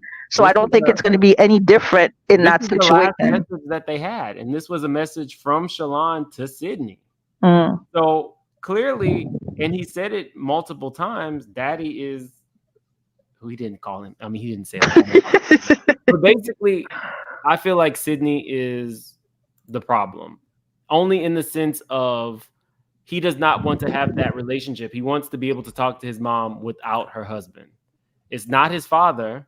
So if it's just his uncle, I think that if she wants a relationship with him, it's more than I'm going to pray to the universe. It's I'm going to take my husband out of the equation and talk to my son. But I see your point. My only reason to not being 100% with that is I feel like if that was the case, and I haven't watched all, I think the son has done 2 or 3 videos, so I haven't seen all 3 or all. Like I've only seen the first one, but from what I remember, I've never heard him say anything about like him being the problem. Or did he? Yeah, basically what he alluded to was the thing that's stopping them, the roadblock, is daddy. Oh, okay. Well, then in that case, if he said it, because for me, he seemed very articulate. If he was the problem, like if Daddy was Sydney was the issue, he would have said it. So if he said it, then like it is what it is. And he came out and said it in the second one. But I appreciate you for being so patient, Shalom. No worries. I knew this was gonna be one of those nights. I think. Can I say something? Hold on. It was. I think it was the Shalom, then Auntie Ro, media chat room, and then Patches. Shalon, then Auntie Ro, chat room, and then Patches. Let me say one thing, y'all. Like me, you showing them text messages. Lisa, we're not doing this tonight. You then unmuted yourself and then skipped the line. I'm sorry. Hold on 1 second. I'm gonna let you close this out. Auntie Ro, you muted yourself. Okay, yeah, jump in. Okay, so I'm gonna get through my points. I'm gonna try to go really, really fast. Okay, so I'm trying to curb myself. South side of Chicago want to come out, but I'm gonna try to preserve myself. So here's the thing. Let it out. First thing for me, I'm coming from an auntie standpoint, okay? And I'm an old lady, all right? So I'm gonna tell you, red flag on the field, number 1. That man said 3 sons. That sent the red flag up for me. Because when there are children, you count them all. Our sons, if you want to say a number, you're gonna say all 4. So ain't no such thing as, I said it's 3 sons because I know his daddy. Wrong. I don't know who you, Monique, believe in that, but we ain't believing that. Because I know plenty of men in my family who have children, who have relationships with women that have children and know they daddies, cool with they daddies. And they are their sons. When they refer to them as sons, they say sons. So that leads me to believe he's been alienated. Hold on, wait a minute, let's pay attention. The boy has been alienated. Now, for him to say 3 sons, that let the cat out the bag right there. And then when he got on the first video and he said 3 sons, that let you know right then and there. The man been alienating him. Now, I don't know what happened between him and that man in the past, but that boy don't like that man for a reason. First thing Monique needs to be trying to figure out. While all this pettiness going on, first thing you need to be trying to figure out. Ain't no man gonna say 3 sons and try to come and say, well, I know his daddy. That don't mean nothing, ninja. Them the kids, they are sons. We got 4 sons. You don't alienate him. So he's been alienated. What else has he been with that man? So I'm done with him. Red flag. She better pay attention. All right, I'm done with him. Monique and her son is just alike. They are just alike. If you play her Club Shay Shay interview and put the son first video side by side, listen to them. Listen to how they talk. Listen to how they articulate. Listen to how they tell their stories. They are just alike. That's the problem. They need a mediator because they just alike. They need somebody to break through that barrier to get them through that first barrier so that they can move on. But they are just alike. They may not be alike in parenting. He may be a good parent, better parent than her with his child or whatever. But listen, play both of those videos side by side. They just alike. He speak like his mama. He talk like his mama. His mannerisms like his mama. The way they articulate their stories. Pay attention. They just alike. That's the problem. They just alike. Now, both of them wrong and both of them right. I'm coming to you from an auntie standpoint. Y'all both wrong. Y'all both right. Sit at the kitchen table and let's talk about this. Because let me tell you something. I don't know. Now, this is just comical. But Tyler, Oprah, and DL all got together and encouraged that boy that they slipped him a few dollars or something for that boy to come out. The reason I feel that, and I could be wrong, probably am wrong, but I'm going to tell you why. That boy ain't never said nothing. Monique been talking about that boy for years. He ain't never said nothing. So for me, he's been keeping his peace. He don't want nothing to do with none of that. Ain't none she said in this interview was so wrong that he needed now to speak his piece publicly. If he wanted to stay behind closed doors and talk to his mama, he would have did it with a text. He would have did it with a phone call. He did not have to bring himself out here. Guess what, baby? Because you are right and you are wrong. But if you want to stay private and keep your peace, talk to your mama about it. Send her a text, call her, let her know. Now I'm going to tell you another thing, sweet babies, Miss Monique. While you're around sweet baby and everybody, your baby is hurting. Your baby wants you. He don't want no Sydney. He don't want nothing to do with your daddy. That's your daddy. Your relationship with your son ain't got nothing to do with the relationship with your husband. Those are two different relationships. So why in the world Sydney has to be in anything with you and your son? Whatever wrong, make it right. Don't make me pull your coattail, girl. Whatever wrong, make it right. He don't want nothing to do with Sydney. You know it. Sydney know it. So go make it right with your baby boy. That's your firstborn child. And he is hurting.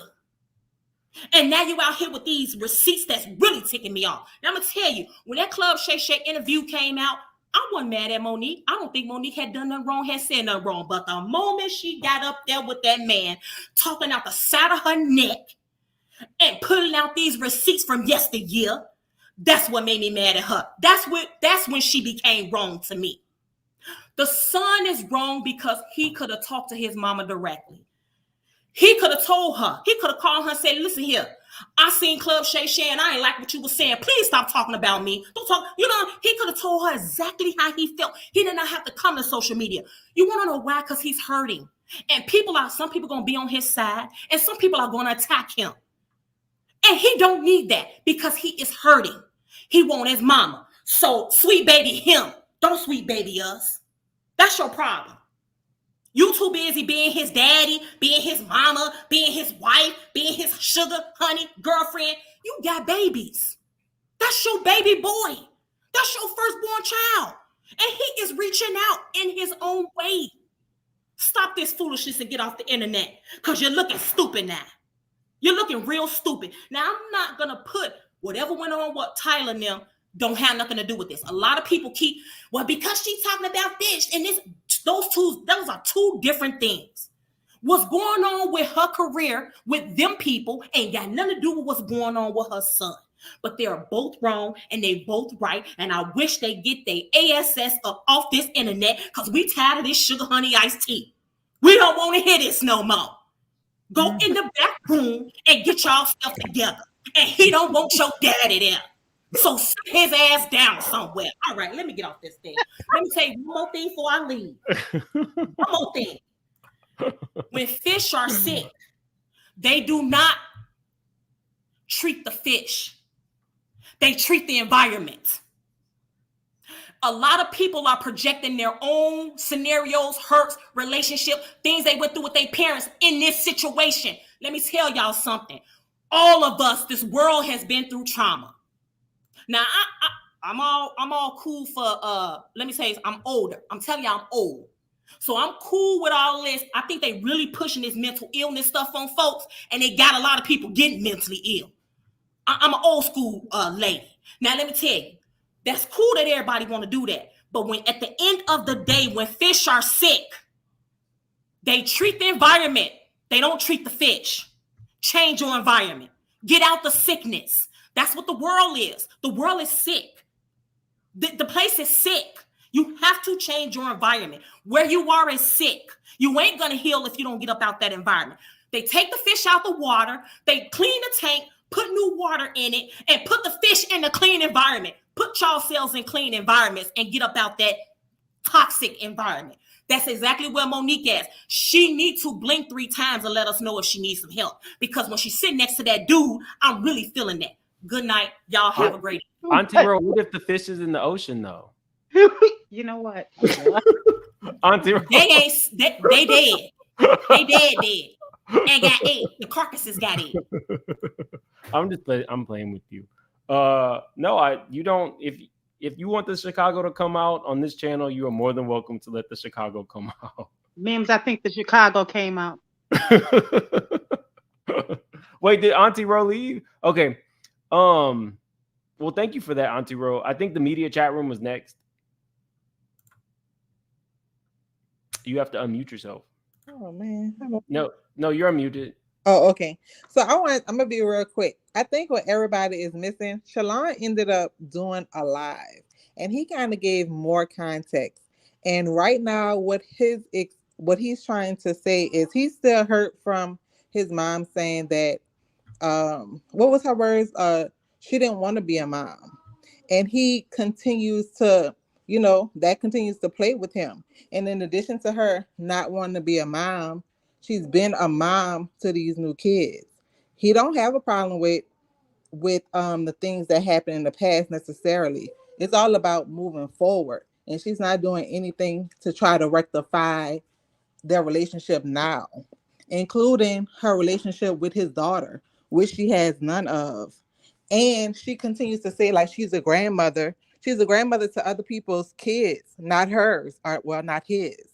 And so when you catch that live that he did, it kind of gives more context as to what he's looking for and what he was hoping for. Because everybody keeps talking about the past. He's kind of over that. He's been through therapy. He understands that his mom had to work. He's proud of his mom. He wants his mom he wants his mom to move forward and I believe pick up the pieces and want to be a mom. That's his exact words. He wants her to want to be a mom to him. I agree. I mean, do you feel like there's a pathway to move forward for these two? I think so. I think that the pathway to moving forward is her really expressing that she wanted to be a mom to him, including be in his life, in his child's life. And I actually did a video. I'm not trying to plug, but I did do the video where you can see the live, and it talks exactly about Mo'Nique. He does not think that his mom is the lady off of Precious. He don't think that he doesn't even consider himself to have had a traumatic childhood. He says that his parents raised him and he lived with his dad until he was 17. So all these thoughts and theories about him not having his dad and stuff, it's not true. He talked about it. He did a live on TikTok. So you have to watch it and you'll kind of get a better understanding as to what he thinks about his mom and why he wants his mom to be in his life, because he has a daughter. And his daughter, he wants his daughter to know who his mom is, but she's just not there. And she has the capability of being there. We know that because she's there for her kids as well as the Sydney kid. I mean, she continues to call him her son, but Shalon can't call this guy, Pops. He just wanted to call him Pops because it was just getting so weird. He even explains there was a time he went to parent-teacher conference and he's like, oh yeah, my parents are coming. They're thinking Sydney is his dad and he's sitting up here calling the guy uncle. Like, it was just like the dynamic, I think, is what he was trying to change and trying to help cultivate things to make it be a little bit more copacetic, I believe. In addition to that, he doesn't hate Sydney. Like, he talks about it in the video. Like, he doesn't want to villainize neither one of them. And I think the problem that he has with Sydney is that because Sydney is around, that's BS. It doesn't give her the chance BS. To talk. Media chat room, that's BS. But listen, I agree with him, but that's not the truth. We have to acknowledge he has some semblance of understanding that Mo'Nique is at a very critical time in her career. She's trying to rebuild, and him coming out would throw some salt and has thrown some salt. You can see by just the chat here. So what happened was with him coming out, it continued without him coming out. It continued to play that narrative of he's just mad at Mo'Nique because she wasn't around. So with him being silent, it just continued that narrative to perpetuate because nobody ever heard from him. So him now being a parent, he wanted to be vocal. Like, y'all, she just feeding y'all the Kool-Aid. She don't really want what she's trying to say that we need. So by your definition, he's calling her a liar. Yeah, and exposing it to the public. So we have to acknowledge, although I agree with Shalon, I always question everybody's motive, and there was definitely a motive. You know what his motive was? I believe his motive was to reach his mom. so that she can be like, well, what do you mean, Shalon? What's going on? Like, why would you say that? And kind of talk about some of those issues, and for her to possibly reach out because she have not reached out to him in like 3 years since he hasn't reached out to her. Neither one of them have reached out to each other. The last text message was for Sydney from her phone. Right, but that was from Sydney basically trying to scold him as to what he did wrong in that situation. And like he said in that video, that's not even what the whole entire, I guess, ordeal was, or whatever they were going through at the moment. I'm not saying that he does not have the ability to speak his truth. I fervently believe that if Monique could do it and talk about him, he can do it. But that does not mean that this very intelligent young man does not know that he threw salt in his mom's comeback. Her Club Shay Shay interview was the biggest thing. He chose to do it after that, but she's been saying these same talking points about him for the last 6-7 years. All I'm saying is we have to be cognizant of motives, and he does have a motive. And his motive, I believe it was to let his voice be known to the public and increase his TikTok subscribership. Possibly. I mean, I'm not saying there's anything wrong with it. That's how free publicity works. But I'm just the person who calls it like I see it, and he does have other. He does have. Mm-hmm. I understand that too. And it could have been like a outlet. I think that there's more to it than just that one thing. But however, ultimately, deep down, for what he wants. Because he even cried in the video. I mean, he was breaking down. Like, he really, like he said, was getting lost in all of this is the fact that he really missed his mom. But the thing is he continues to feel like his mom, like she said in that thing, she didn't want to be a mom. And that feeling continues to play out every time she don't call him. Every time she continues to ostracize him from the family. Every time that, she doesn't show up. Like, why is it that he has a 2-year-old baby that she possibly never even really met, but she has these kids on her Instagram that she calling her grandbabies and reading books to and going to their sock hop Halloween dress-up party? No, I definitely believe Shalon is entitled to speak his truth. I think that he is more of a fully actualized person than we give him credit for. I agree with Shalon coming forward. All I'm saying is there are the motives. It's not just both people are not being pure is what I'm saying. Monique knew what she was doing. It sounds good to be able to say, I'm praying to the universe that me and my child get back together, sweet baby. Right. And to me, that's her way to continue to manipulate the people, in my opinion, because like everybody say, how you sit up here, have all these sweet babies, and you try to be right and talk about right, but the stuff that's right at your front door, you can't even really, you know what I'm saying? You're not even really addressing, and you have the ability to. Once she was kicked out of Hollywood, she had more than enough time to be able to go sit in with her child, try to develop and cultivate a relationship. And we know that she has the ability to give something more because she gives it to those other 3 kids. Yeah, no, I fully agree. And it probably hurts him each time he sees her being the exceptional mom at the PTA. Definitely. But thank you so much, the media chat room, for jumping in. Just Patches, you're up. What's up, Mims? Good evening, panel. Mims, I'm all everybody's gonna get on your voice. Here you go, Mims. Don't look at Nikita. Mims, you always cutting up, man. Stop. I'm like, what's your name is? Here we go. I'm kind of all over the place, and I'm probably going to come from a perspective that's totally opposite most. I'm going to come from Shalon's point of view in a male perspective, right? The first thing is I want to point out we harp a whole lot about these apologies that were made and so forth, but I think we all know at some point in life that apologies mean nothing if actions didn't change, right? So if you apologize but your actions stay the same, then it takes that apology and it diminishes to the point where the apology has no value.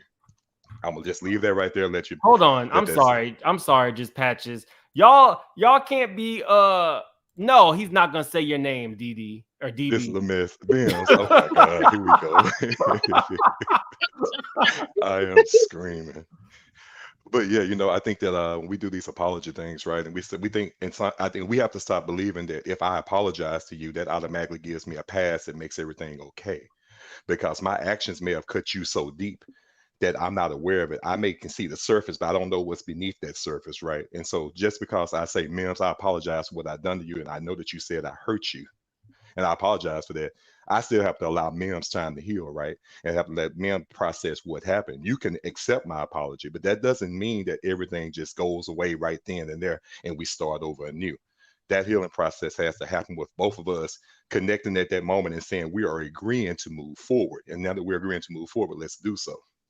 Now, what I saw, not what I'm speculating, but what I saw when I watched the videos that Shalon did, because we can take our personal experiences and automatically connect. We can sometimes even trauma bond with others, and it causes us to choose a side, right?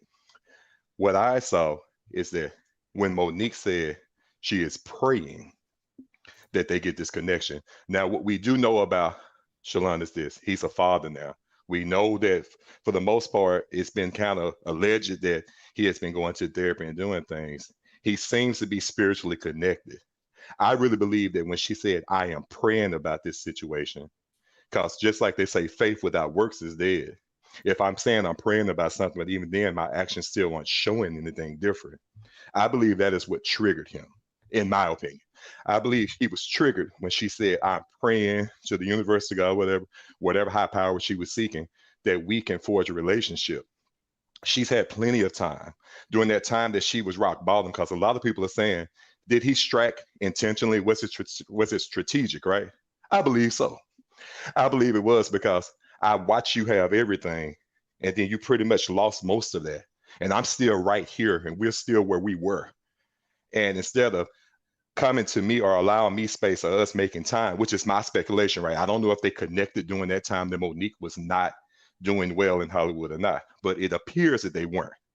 And now here you are about to start your career all over again, the same career that took you away from me, the person who was hurting and wanting their mom. You are now going to jumpstart this career again, and you're about to take the world on by storm, and we still have not fixed what we have. We still have not addressed that issue. So I do believe he was strategic, and I think it was brilliant. Okay, you're fooling the world again. Now you're sitting up here, and now you're saying you're praying and you're doing all these things, but Mama, we're not having conversations. We're not doing any of that. How dare you sit there and do that? That's what I feel. Patches, no, I agree, but I think both parties were strategic. I think that they are both very like-minded individuals. She didn't go on Club Shay Shay talking about the same talking points because she thought it would go over people's heads. She knew that this would open her up to a whole new platform of people. Very smart on her part. And if Shalon had not actually spoken about what was going on with him, then there would have been no bad press from this publicity tour. None. Everything would have been absolutely positive. But yeah, I agree, Mims, and I do feel that that oftentimes they say that firstborn generally is going to be more like the parent than any of the others, because each time a mother gives birth, she gives something to that child, right? I do believe that they're two in one. I really feel that just the way they move, they both have a way of owning the room when they speak, if you will, and people kind of gravitating toward them. And I feel that they shouldn't have really gone public. For those who keep saying Shalon shouldn't have come out though after Monique did that, stop doing that. Stop trying to tell him how to process his pain and how he deals with things, because we don't know what Shalon's been going through. And when she made it public, he had every right to go public. He had the right to take it to the public arena because she brought it there first. And as far as uncle, daddy, cousin, next door neighbor, whatever we calling this dude, I do feel like for him to come after Shalon and try to discredit him, that's the problem in our Black community, especially. We want to use mental health and use that as a weakness, when in actuality, when we go and we get help, that's a strength. It's not a weakness. And we need to stop doing that and try to discredit people by saying, oh, they have a mental health issue. Everybody got a mental health issue in some capacity. It takes a brave person to step up and say, hey, let me go get help so I can be better. And so I commend Shalon for that. And my last point is, well, we know that she loved and she says she loves, she lays love. If you tell me you love me, and then in a couple of breaths, when God has given you a little bit more oxygen in your body, you turn around, you say F me publicly, I don't want that love. I'm just gonna leave that right there. Take it for how you want it. But you can't say you love me and then turn around and publicly tell me F me and say such harsh things. That's not love. If you're gonna love should be unconditional. Whether we like each other right now, whether we're in agreement, indifferent, whatever. If we say we love one another, we love one another, and love should never strike that low. What we do know is that Shalon has yet to publicly be disrespectful in the way that he's called her out of her name, cussed at her, or said anything negative toward his mom. Even uncle, daddy, cousin, Mr. Brown, that dude, whatever he is. What we do know is that he has remained respectful this whole time, and I think we should give him that due credit. And we should stop thinking that mental health, using that as a weapon to tear someone down. Mental health is real. Mental health matters, and we need to change that stigma, especially within our community, because that's like a quick go-to. Oh, well, they kind of crazy, or they bipolar and they all this. We all got a board inside our heads, right? It's just a matter of who's the CEO. Everybody got company up there. So let's not pretend like we don't, because somebody's going to always come to the front based off the situation. So I'll just leave it there. But that's all I had, man. Well, thank you, Pat. Thank you, Patches. And for all the women who are over here, he's not going to say your name. I am screaming. I was trying to stay serious, man. Every time I have come up here, I was trying to stay serious. I had to cut the comments off because the comments you sound like Tyler Perry. The comments was making me laugh. Oh, so hold on. So we were gonna be closing out, but there were a couple people. So Nini, if you would keep your comment kind of like directly to the point. Golden Queen as well, and then we're gonna let Lisa close us out. Nini? Awesome. Can you hear me? Yes, ma'am. Okay, I'll keep it straight to the point. And I agree with the last two callers, especially Auntie. Patches, yeah, say my name too, but really quickly. Sydney is the problem. I agree with everyone else, so I'm not going to go on the Shalon side or the Mo side because I'm leaning more Shalon right now. But Sydney is the problem. Let me just say my point is where I feel that this man has missed the mark. Because the one undisputed fact that I think that keeps coming out is that he's been around for a very long time in Mo's life, which means he's been around for a very long time in Shalon's life. And I get that it was in an uncle capacity. But when that relationship switched, they should have had some type of meeting of the minds between him and Mo to figure out what they were going to do about this boy. And I get it. I get it to my heart, to my core, that Mo was young. She didn't know how to be a mom. She was trying to provide a lifestyle for the family and earn all this, money and to be a provider. I get that. And she didn't know how. But at the point that she found this man and this man started raising her and she learned how to be a mom, not only to her twins, but also to his son, who, by the way, I haven't heard that he calls her Auntie Mo. I think he calls her mom, and she's not auntie, so I don't get why Sydney is uncle. They didn't have a meeting of the minds as to how this was say that again. The people in the back didn't hear you. That he calls her mom, he doesn't call her Auntie Mo. And so if Sydney has been around long in Shalon's life, who's older than those twins and the stepson, then that means that Auntie Mo has been around in the stepson's life just as long. So he was auntie before she was mom, just like uncle was uncle before he was stepdad. That's some hot tea. They were able to figure it out for the stepson, for him to have a stepmom, but they weren't able to figure it out for Shalon. And I think it's highly unfair. It is okay for people to change and it's okay for people to learn.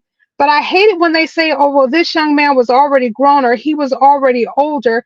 Why is it that I have to have the tough love and I have to have this experience, but you have learned since how to be a mom and how to be soft and how to be caring, but yet I still have to live in what my past experience was? How come if you know how to do that now, I can't get a bit of that? And I think that that's where he's coming from. And I feel that this man who's doing all the raising has missed the mark, because why would you alienate this young man, even if he was a nephew to you his whole life? As an uncle, you would want the best for this young man. As a stepfather, you should want even better. But I think that we're missing the point that they didn't have that meeting of the minds. And as a man, why would you not want to nip this stuff in the bud? You're raising everybody. You raising your wife, you raising your kids. Why is this young man left out there to himself and being alienated? And it's gotta hurt. They are putting salt in the wound every time they go out there. And I think it was one of your videos, Mims, when you were doing that deep dive and you were going through the chats. And I think they were like in Hawaii or somewhere on vacation, and there were some texts that were going through, and she didn't want to answer the text because they were in the middle of dinner or something like that. The whole family, everybody together except for this young man, and you don't want to respond back because you were out to dinner. Like every single time they do this, and he's watching from a distance at her change into this loving, caring mother to the other children, and he still can't give that, and everyone's just telling him, well, be a man, you're a grown man, toughen up.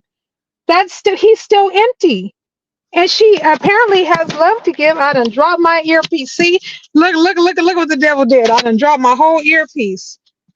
But that he deserves that as well. But anyhow, I think Sydney's the problem. Sydney's the problem. Sydney's the problem. If he was out of the way, I don't think there would be a problem. I think that she has the ability to show love. She's showing it to the kids. But I just have a question. How come Auntie Mo can be mom, but Uncle Sydney can't be dad? And that's where I'm gonna leave it. That was a good point. You dropped the mic on that one. Thank you for being patient. But I know Golden Queen. Wait, I know Golden Queen has a different point of view. Hey, Mims. Hello. Hey, straight shooters. I'm new to the platform, so I'm not I'm not like a seasoned straight shooter or anything like that. So That's okay. thank Once you you for get here one day, inviting you've me been to here the 100. chat. Oh, okay. Well, I appreciate that. You family now. Thank you. I appreciate it. I love the content. I love your platform. I love your energy. You're so very calm. So I just want to come on. I know you don't have a lot of time, and a lot of stuff that I have to say is it's a lot. So I'm gonna try to like make it as short as possible. But I've been listening to like all sides of the conversation, and I do believe there's like, a split in the middle. It's definitely a 50-50 energy. Um, I don't know if I just hear things differently. I've watched the Monique interview on Club Shay Shay several times, and I've watched the, commentary from her son that he did from the TikTok platform, the 3 videos that he did several times. And so I listened very closely to what both said. Again, if anybody can give me any additional information or correct me, or if you can, Mims, me personally, if we just talking about the Shay Shay interview that she was on Club Shay Shay, I do not recall Monique saying any details about her relationship with her son. I believe it was very brief and straightforward. And Shannon Sharp asked her, what is the relationship with your oldest son? We know that you are not close. We know that y'all don't have a great relationship. Where is that at now? She said, well, we are still very much separated. And basically, she's giving it to God. She's praying on it. She's basically like, I'm not going to give you all the nitty gritty details of my family business, but what it was is what it still is. And I'm praying on it. That's it. Then she also went on to say, which is a very important part, when it comes to life and you wrong somebody, or you go through things and you may be the person on the wrong side of that, right? And you try to make amends. First thing you start with is an apology. I get from her interview, because she said the type of apologies that she will not accept or tolerate. So I don't think she would be the type of person to give out half-step apologies.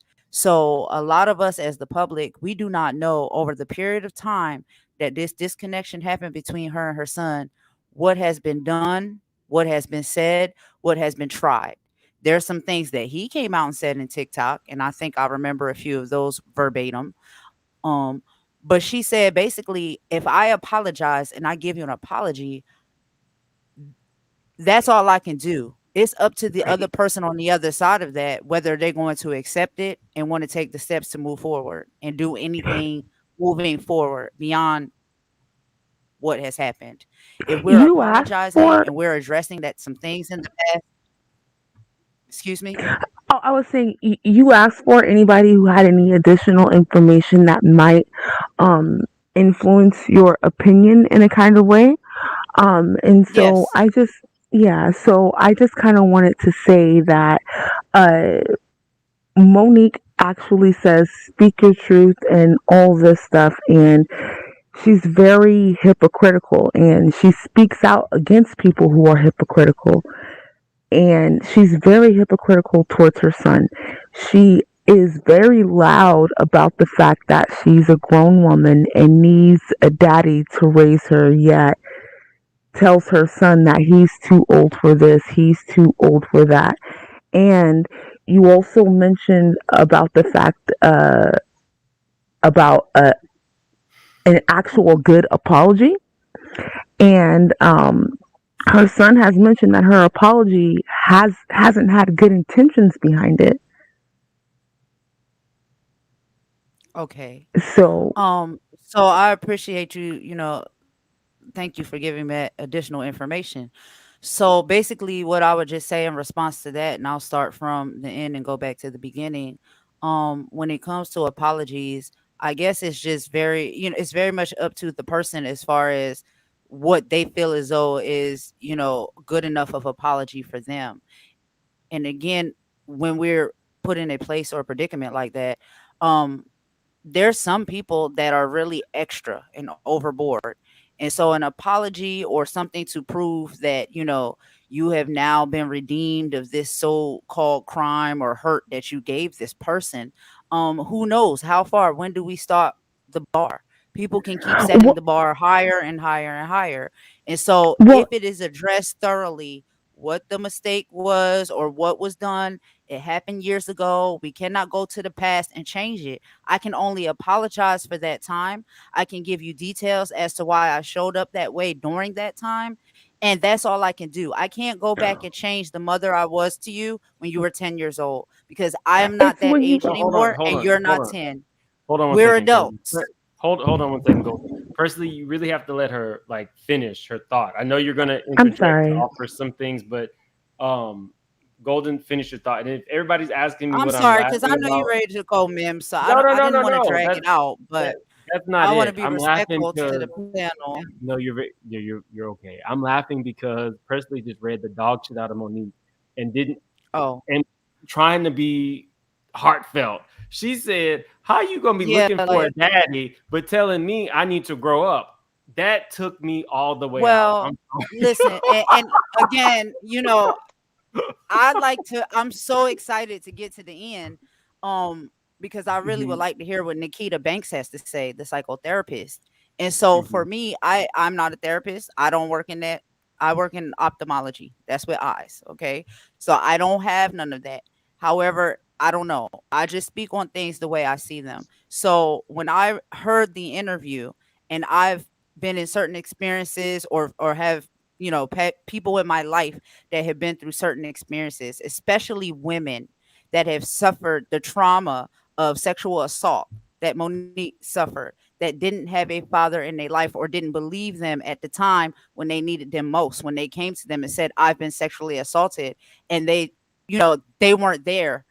That's going to be a psychological process that's going to download in a female's mind. And more females than not, honestly, walk around in the world with this type of mindset. They're just not really aware of it. And so I think for that woman to come out and give us as the public any type of insight and explanation as to the psychological trauma that she's been through and how she had to navigate through that is very brave. It's very honorable. And so when they're dragging this woman for filth, it really bothers me because when somebody has put in the work, has tried to heal, and is currently on that journey still in the direction to do that, and is able to come out and admit these things, when you're able to look in the mirror and address your demons and address your traumas and be strong enough to move past them and not let them define you, that shows strength to me. And so when the Is it people are dragging her for that, it really bothers me because you don't absolutely know how hard that is to be able to express that and admit that not only to yourself, but to the world, which is the public and the fan base, that she she's a celebrity. So she gives it to the people, and she gives it to them raw and real. And I think a lot of people have a problem with that because they don't necessarily understand that journey in life, because they don't decide to take those steps, or they're not ready yet. So I'm not judging anybody if they haven't, but do not clown somebody and drag somebody because they're going through the healing process, and they're speaking and showing up in a way that's going to express them being on said healing process. Many of us don't do the work to heal. We like to put the hashtags, we like to post it up on social media, but we're not actually doing the work. We're not actually seeing what it looks like when you're walking through that process. And so that's why I'm saying people are being a little bit too hard. They're not really seeing the magic in it all. They're not really seeing the hard work that's been put into it. And that's just talking about her alone. So when that woman sits up here and say that man needed to raise me because I was grown and I was rich, I had money in my bank account, but because of the traumas I've been through, I psychologically and mentally have been stuck at the age of 15 years old. And when that man So came if into she my life, understands that, he why had is the she patience. projecting that onto her son? She's not That's the projecting that deal. onto her son. She's not. I personally, and I don't know, I can't say that, so I'm not speaking facts. I personally don't think she's projecting that onto her son. I think her son is in a place where he also has been through a said trauma because of the trauma that resulted from her being a child. This is what we Do call generational trauma. It gets Golden. passed Yeah, but down, and Hold when on, you Miss. don't if deal she's with Hold healing, on. it, Hold on, y'all. Hold on. So Golden, mhm, how do we know that Monique is healed? If and we I'm don't not know in her. that she's healed. I'm I'm We not in her don't have relationship. her. Hold on one second, I'm sorry, Golden. Let me baby. let me This let is me ask your you the question. platform. I'm No. sorry. I, I I get really hyped, want so to I'm ask you a sorry. question. No, you're Okay, I'm gonna mute fine. myself. I'm sorry. Don't mute I'm sorry. yourself, Golden. You're fine. I'm just asking you a question based on your point. How do we know that Okay. Monique is healed?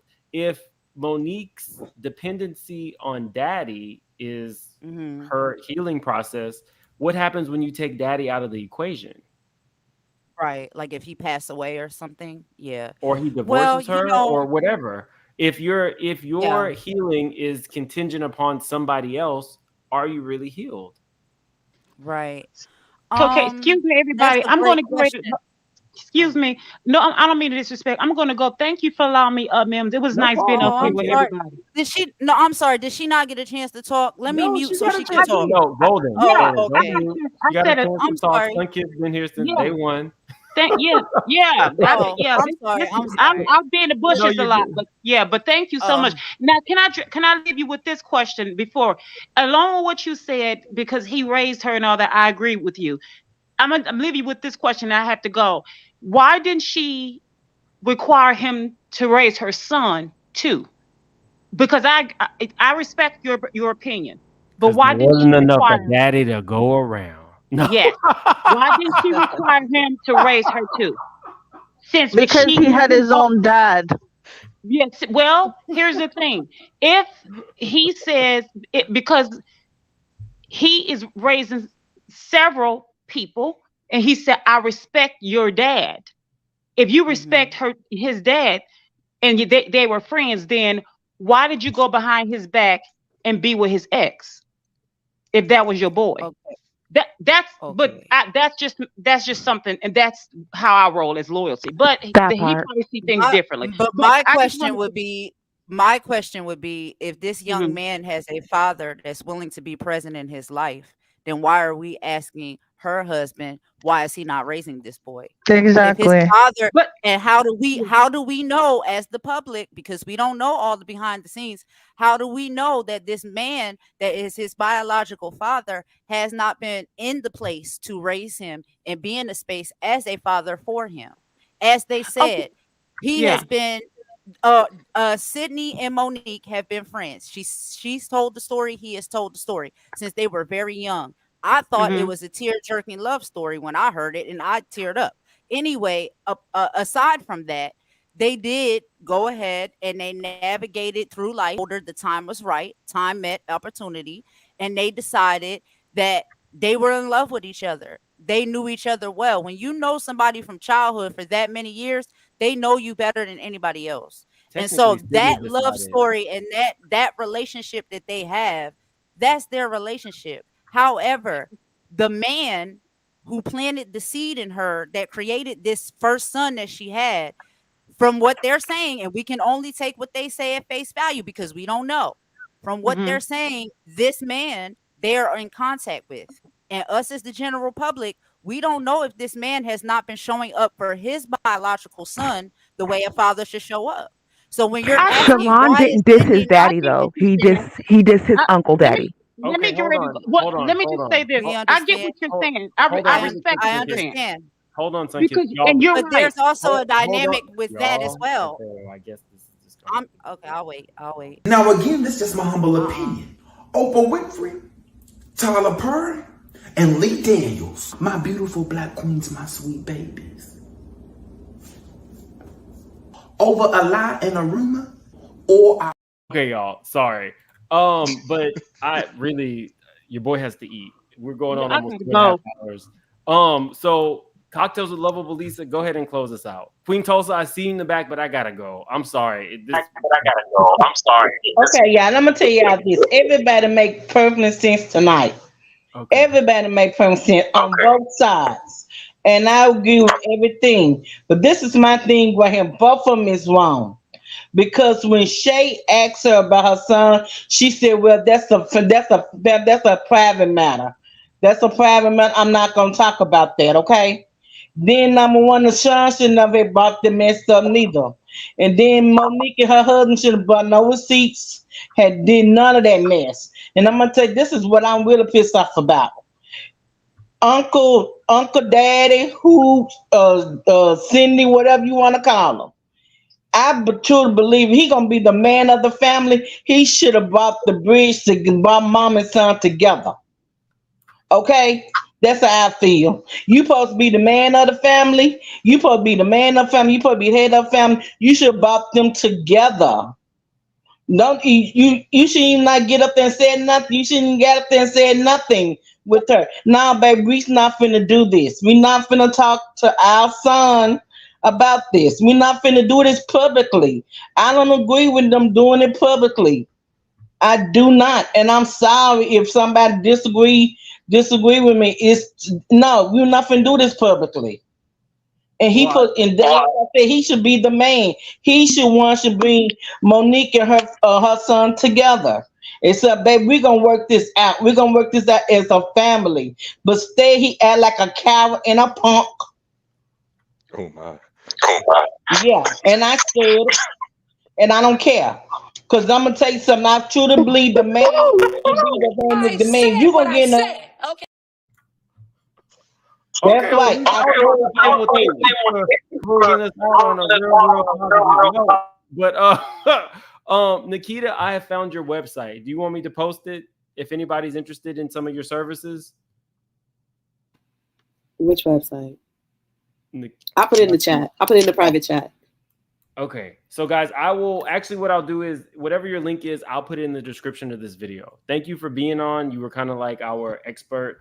Guys, I really do have to eat. I'm on the fitness journey. I'm trying to get like Gabor. I wasn't even supposed to be drinking tonight, but I knew what this was about to give. So thank you guys for being here. This was a mess.